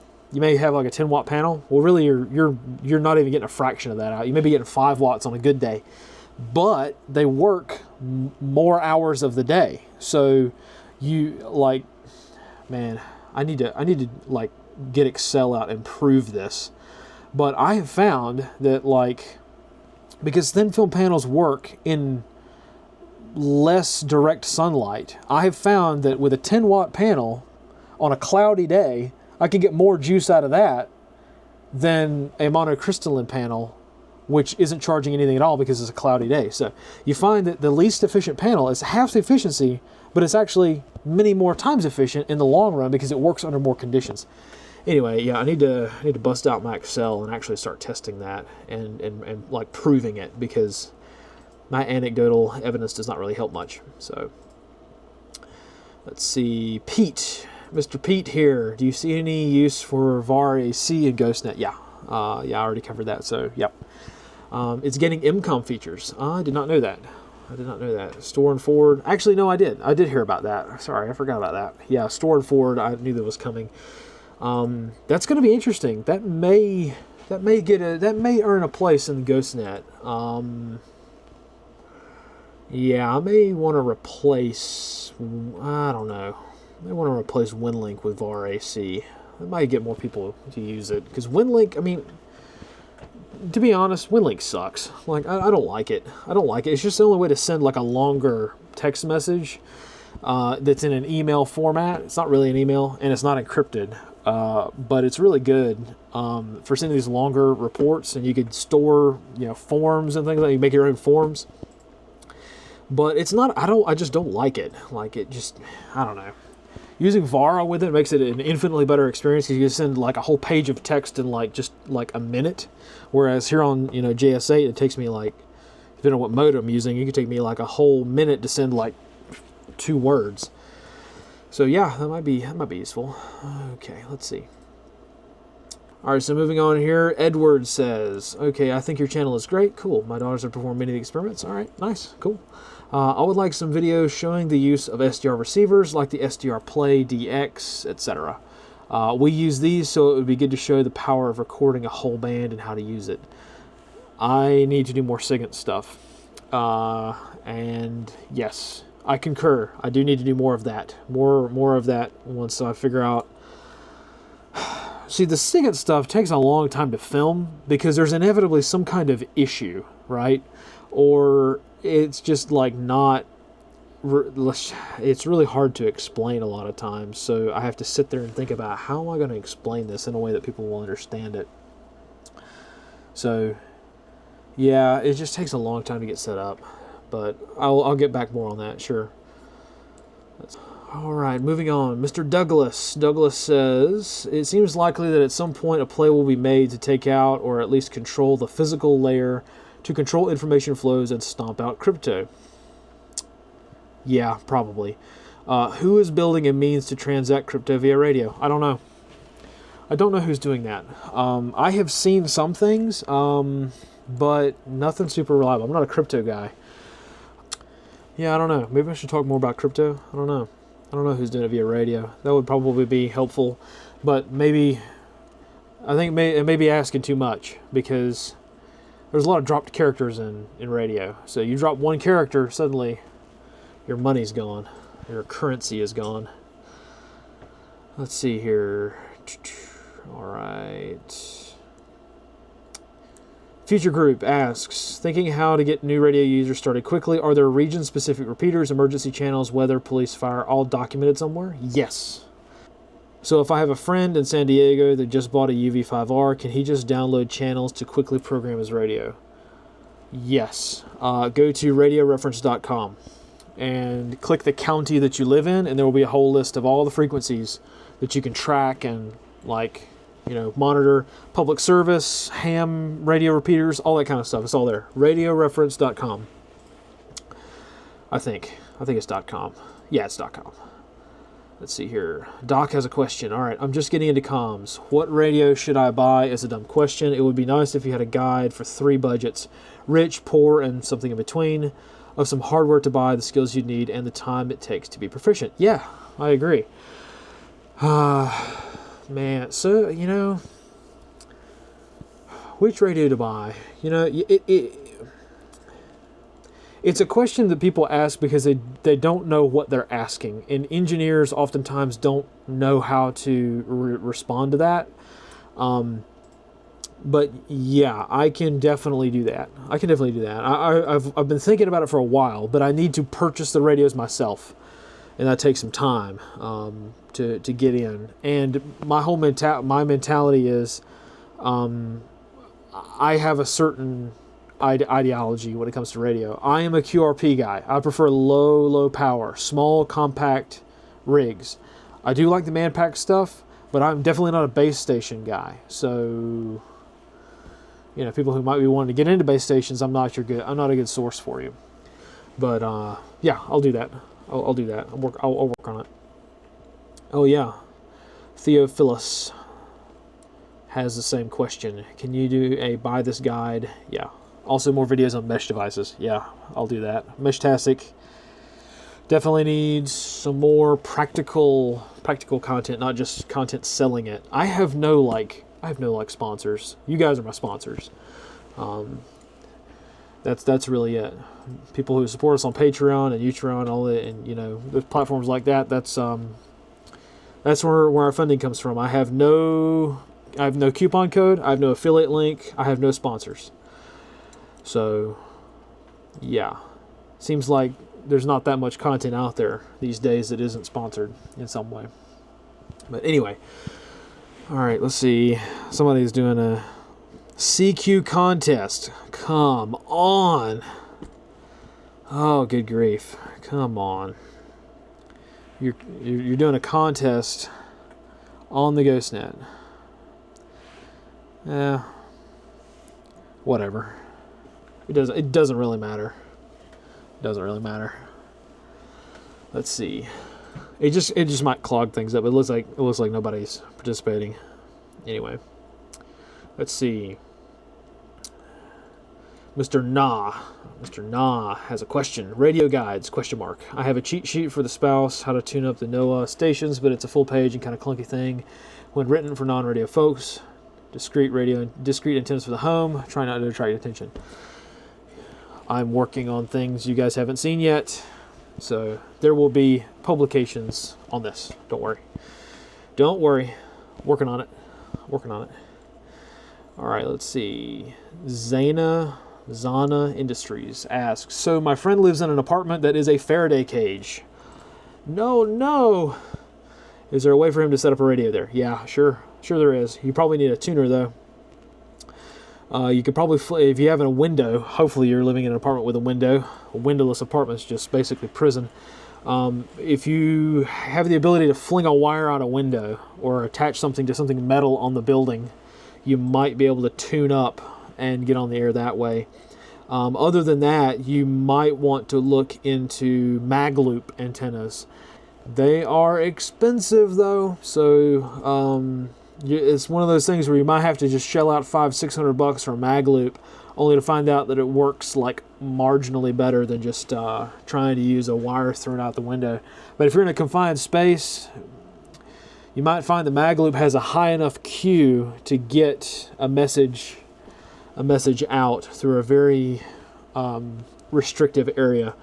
Na again has a question. For limited budget, is a used HF rig better, or is low power and smaller new rig better? Oh, so like which kind of radio to buy? It depends on what you're trying to use it for. I would say, me personally, I always go for the smaller radios, smaller QRP kinds of radios.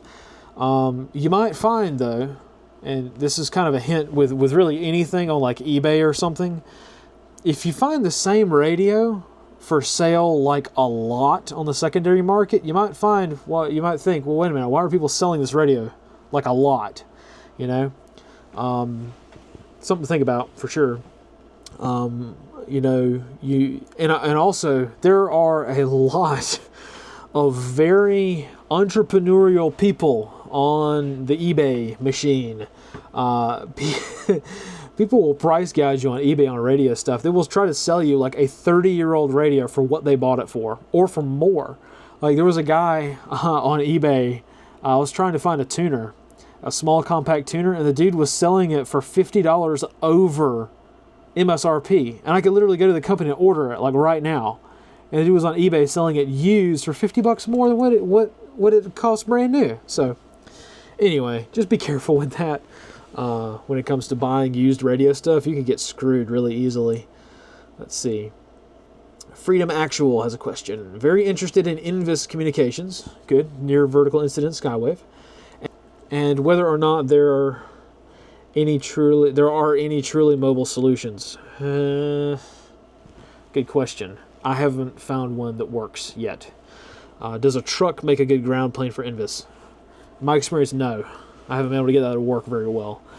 NVIS is one of those things where you really gotta test it, because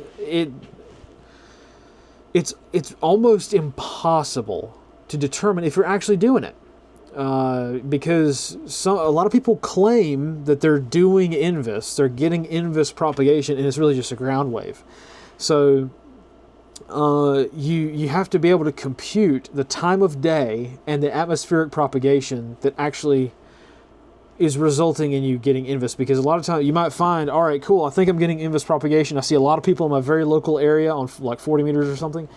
And then you go and you compute it and you find out, oh, wait a minute, it's impossible for me to use this because the minimum usable frequency was above where I was at. So it was not possible for me to use NVIS. So yeah, tough one. I would really like to find a good whip antenna for 40 meters that works on a car or a vehicle or something. You know, that'd be really cool. But I haven't found one that works super well yet. They're always antennas like that are always compromised. So, all right, Mr. Boomerang here has a question. Meshtastic and its use case. Okay, What would be an ideal setup for encrypted Meshtastic comms and a contingent or a way to detect tampering or compromise Meshtastic net? Nice. Or Meshtastic and ATAC plugin how-to. I have a whole video on that from a couple years ago. Check that out. It's on like Meshtastic and ATAC. Well, decently popular, I guess. It's a little older, but it's still the same thing. And in that video, it shows you how to set it up, but it also has a use case for it. So that's a good answer to your question right there, I think. But I will probably talk more about that later on. Okay, Arc Blaster. Is it possible to get into radio with a cell phone instead of a laptop? Yeah, it depends on what you want to do. There is no good app. I don't think there is any app at all for using JS8 call on like a cell phone. I wish there was, because that would be so cool. But right now there isn't, so you're kind of stuck with tablets, unfortunately. But if you want to do FT8, which is... I don't find it to be very useful for information exchange. For testing, yeah, it's useful, but that's really all you've got. And then if you want to do like more tactical stuff, you can use ATAC and stuff with a cell phone with a radio. So through the Hammer plugin or through some other stuff, if you want to use like Meshtastic, same thing. Well, not same thing, but same idea. So that seems like that would work very, very well. Let's see here. All right, Nikolai has, in the list of priorities, where would you put radio in the grand scheme of things? Obviously food comes first, but are you spending $1,200 on an optic for your DMR, or buying and building a new stationary or vehicle mobile long-range radio system? Good question, and I have a whole video that'll be coming out, if it hasn't already come out, on prioritizing radio. So check out the prioritizing radio video when it comes out, if it hasn't already come out. I haven't decided when I'm going to publish these, so that should be a good answer for you. To answer your question more directly, I think it would make a lot of sense to think about radios in terms of the way that we buy guns. It makes a lot of sense to think about radio the same way. Every gun is a tool, so are radios, and they tend to be pretty pricey investments sometimes.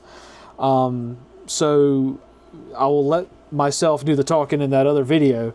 But to answer your direct thing, I think that a lot of people a lot of times just say, well, I've got this extra cash laying around, let me buy another gun. Well, if you already have your needs met on defenses, then maybe you might want to start thinking about investing in radio. Because that just makes sense. The gun culture nowadays, I mean, people kind of make fun of it, but still, people spend, thousands of dollars on their 12th AR, So maybe consider consolidating a little bit, just saying. But again, the priority is up to you, the individual user, so. All right, continuing on. Fred asks, what would be a good long-range emergency comms option? I need to reach a little over 400 miles to let my wife know I'm alive and on my way home. Foot mobile would be best, but at least vehicle mobile. All right, if that's what you're looking for, I would suggest maybe looking into not just radio stuff, but maybe looking into a satellite communicator, because that seems like a pretty good use for that. Again, you don't want to ever totally and completely rely on something that is going to rely on somebody else's infrastructure, like a satellite, right? But if you're looking for a good middle of the road comms option, and you don't mind a monthly fee, it's not too bad. It's like $12 a month, depending on which one you get. If you don't mind that, then you might want to look into something like that. 400 miles is a long way when it comes to radios, and you haven't given me any indication as to what the terrain's like. So, yeah, if you don't have line of sight, you're going to have a hard time.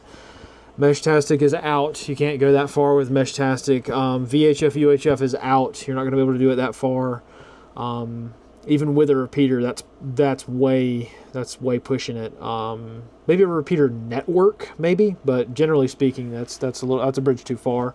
But 400 miles is right there on that skip range, so you're probably, if you're gonna do that, you're probably gonna have to, you could probably do a man pack. depending on the terrain. If you got clear line of sight between the two of you, you could do that, but you're going to need at least a man pack, probably Zygo G90, FT891, something like that, that allows you to push out a lot more power on VHF, UHF. But again, that assumes that you both can see each other.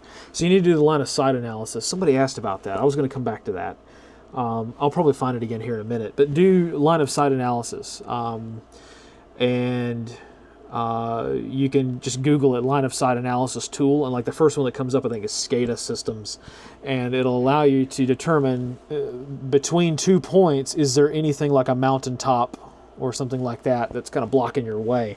If you've got clear line of sight, then you might be able to push it with a decently powerful VHF UHF option, probably VHF, but 400 miles, man. I think more reliably, you'd probably want to go with HF. 400 miles, you could do like an NVIS kind of thing and maybe get a pretty good return on investment there. So yeah, I would look into that. I would look into NVIS, near vertical incident skywave. That's just the way that you arrange your antenna. It's not anything special. It's not anything magical. It's just an interesting way of propagating. But really, you're kind of in that sweet spot where you're too far away from most VHF. You're way too far for, I think, UHF. But definitely, you might be able to do it with VHF. You're going to need a lot of power, though. It depends on how high you can get your antenna. You might want to try, I mean, if you've got the space to put up a gigantic antenna, maybe look into GMRS. But you're still limited on power on GMRS. So that's a tough one. I need more specifics to answer that a little bit more intelligently. Yeah, so let's see here. Yeah, sorry I don't have a super great answer for that one. I maybe need to come up with a better answer for that, because that's a tough one. Let's see here. Bruce, long question here. Okay, maybe introduce people new to radio on tuning an antenna and use of a nano VNA. Yes, yeah, definitely. Once these concepts are understood, the sky's the limit with regards to making antennas, which I personally prefer. Yeah, that's good, yeah. Yeah, this is a picture of one I spent many hours to. Yeah, okay, cool. Talking about antenna builds. Let's see. APRS, yeah, $300 into the project. Yeah, building antennas is a tough one, because it's not super hard to do. It's just hard to understand at first, and it may be a little bit over people's heads when it comes to building them for the first time. So I always try to suggest people to go like buy a pre-made antenna to start with. Just to get you out the gate, but when it comes to like HF stuff. But if you want to make one yourself, it's pretty good to. I mean, can't beat a dipole, you know. I just prefer the in-fed half-wave systems. So, okay, moving on. Let's see, have you considered being a guest on a space? Yeah, I need to figure out how to do live streams a little bit better. A little bit do like Twitter Spaces. I need to get that set up. It's just really hard to schedule this sort of thing. You guys know how it is. So yeah, plus I'm still, like I said at the beginning, I'm really like torn on how much do I waste you guys' time watching a live stream or just me talking to myself. And I mean, I can answer your questions in real time, I guess, but yeah, I just find that when I watch like live streams, maybe it's just me, like I'm trying to like, you know, try to cut out some of the more like wasted time sorts of things. But I know, that's weird, me talking about being too verbose. Good grief, man, I could talk forever. I just don't. I'm trying to be better at that. I'm trying to like not waste your time so much. All right, so Z Patriot. All right, within the satellite ecosystem, okay, specifically satellite constellations, how can these resources be leveraged and moreover integrated into GhostNet for OSINT and or SIGINT datum, and perhaps OTH over the horizon alternative to HF communication or peer-to-peer? Good question. Okay, so there are some radio satellites out there. I still think they're pretty hard to leverage. I still think it's a little bit more involved for your average bear to get into. And I just, when we're talking like the GhostNet is supposed to be for the lowest common denominator, well, even then it's pretty advanced, you know. I think that may be a bridge too far for now. But I would like to start looking into that a little bit more. Yeah, so that's a tough one. That's a tough one. I don't know how to leverage satellites into the GhostNet just yet. But if I can find a way, I will do it because I think it's cool. And I think it might be pretty helpful, even though satellites, you know, are not the most reliable thing. Somebody else's wire, you know, all that. Let's see here. Let's see. Ordo asks, who owns the airwaves? FCC and Supreme Court has repeatedly ruled on this subject and concluded that no right to broadcast exists. I don't know what you're referencing, but I don't care because the radios are there. What are they going to do? Jam me? Yeah. You get the picture. You get the picture. There's also a difference between broadcasting and transmitting. Like, you know, broadcasting is not allowed on amateur radio, I don't think. Anyway, it gets sticky into the definitions of what is broadcasting and what is transmitting, but either way, technology is there. Use it. Use it. All right, so Toddley Media again has another question. Comment, I see a problem in new radio users gaining a false sense of security with all the repeaters available. In a real emergency, those repeaters will no longer exist, leaving them with little contact area. Also, do they have the ability to charge batteries in SHTF? Yeah, exactly. Your repeater is not going to last very long. One word, Maui. You know what I'm talking about? Yeah. Repeaters are great in a peacetime situation. Repeaters are not great when they can be struck with a munition or something else in like a war zone. Again, something hams completely don't think about, but yeah, repeaters to me are disposable. Like, yeah, you can set one up for an operation but take it back down and don't expect for it to stay up forever, you know. Like, repeaters have a use, they do, but when it comes to like ham clubs and like networks and things like that, no, I'm not relying on that. If it's there, good. If it's not, don't build your whole PACE plan around a repeater. Please don't do this. Please do not build your whole PACE plan around somebody else's wire. You know, that's just using a cell phone with extra steps, basically. You know, if you're relying on a repeater in an emergency situation, man, that's, you know, probably not the best way of doing things. So another question from Toddley. Let's see. I think you should also discuss the importance of small community groups getting their own cheap farm repeaters that they have complete control over. If it's an emergency to happen, at least you know your comms are available to you and your group without anyone else interfering. Yeah, exactly. This is just what I said. Yeah, if you're looking to GMRS repeaters, look into doing more repeaters for yourself. They even have DMR repeaters now that you can get for decent. I mean, they're not cheap, but you know, in terms of the capabilities, you might have to use one of those. I've got one sitting in a box around here somewhere. But yeah, build repeaters you can control. So yeah, scrolling through, that looks like pretty much it. I think I'm out. I think I'm out of questions. I think you guys have tapped me out for today. Let me check here on the GhostNet again. I haven't had a little bit of traffic here on my own radio for a while. Let's see. Got some SNR requests, maybe some heartbeats, perhaps. We'll see. I mean, a few people have been sending messages back and forth. I forgot to mention. Normally, someone picks up the wire and transmits the wire for that day. Normally, I've seen it from a few people. I guess it's probably a little much to expect now that I'm trying to record. Isn't that how it works? Every time you're trying to record something, you're trying to show something out, it doesn't work out. Anyway. Somebody just did a heartbeat somewhere. I'll decode here in a second.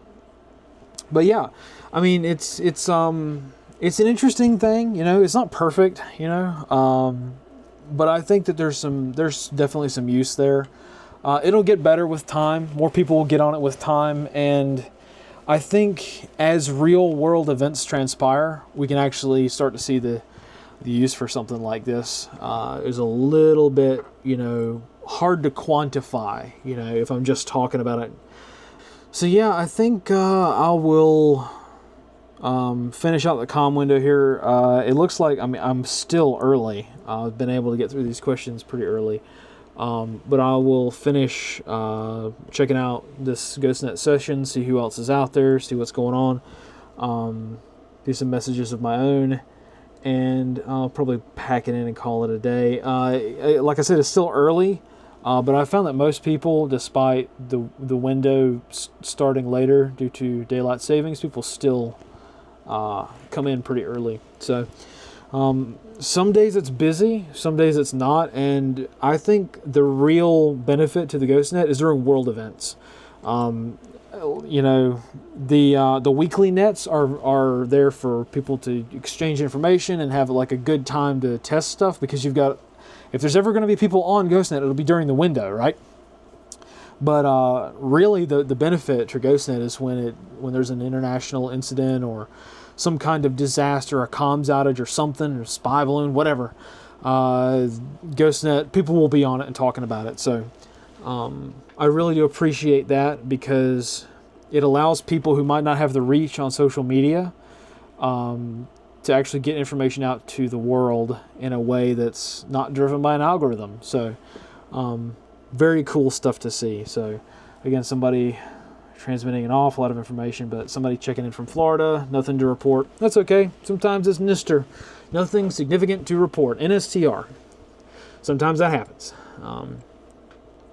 But yeah, hopefully this has been useful for you guys. I don't really know what else to say. Again, I think I've talked myself to death here tonight. But let me know if you have any other questions. If you've made it this far, you'll know where to drop the questions. Probably just on Twitter or social media or somewhere. YouTube's probably not the best place to ask questions, because I don't read YouTube comments. I stopped reading YouTube comments on YouTube on my own videos, I think 3 years ago.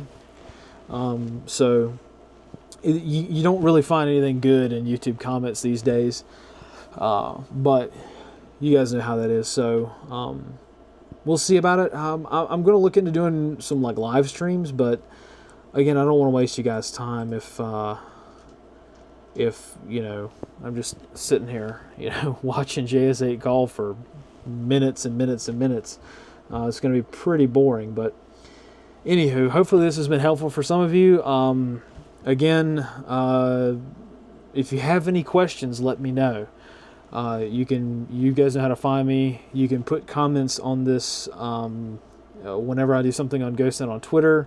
I know that I'm really, really hard to get a hold of nowadays, because I don't read comments on YouTube. I very, very rarely respond to emails or DMs, just because it's just an overload. First of all, I got an overload of spam, so my inbox is full of, are constantly full of spam. And then I found that, as unfortunate as it is, I just find that wading through the cesspool of comments and nasty emails is to find the one person I can help is really hard to do. So please forgive me if I'm not able to get to everyone who's got questions. I'll figure something else out one day, but right now I just can't afford to do it. It's really tough. Hopefully this has helped answer a lot of your questions, and hopefully we can get a lot more questions going. Maybe on some other stuff too, maybe some other topics, maybe some Intel related stuff. Whatever you guys want. I'm here to help as best I can. Probably can't help very much, but I'll do what I can. So I think I'll pack it in. I'll call it a night for the recording at least. So I'll see some more messages come in. Now, of course, everybody's trying to say something on GhostNet now that I'm trying to check out for the night. That's how it goes every time, isn't it? Anyway, we'll see what comes in, and thanks for watching. Thanks for putting up with me. Thanks for sticking out. So thank you guys all for watching, and we will see you next time. And as always, fight in the shade.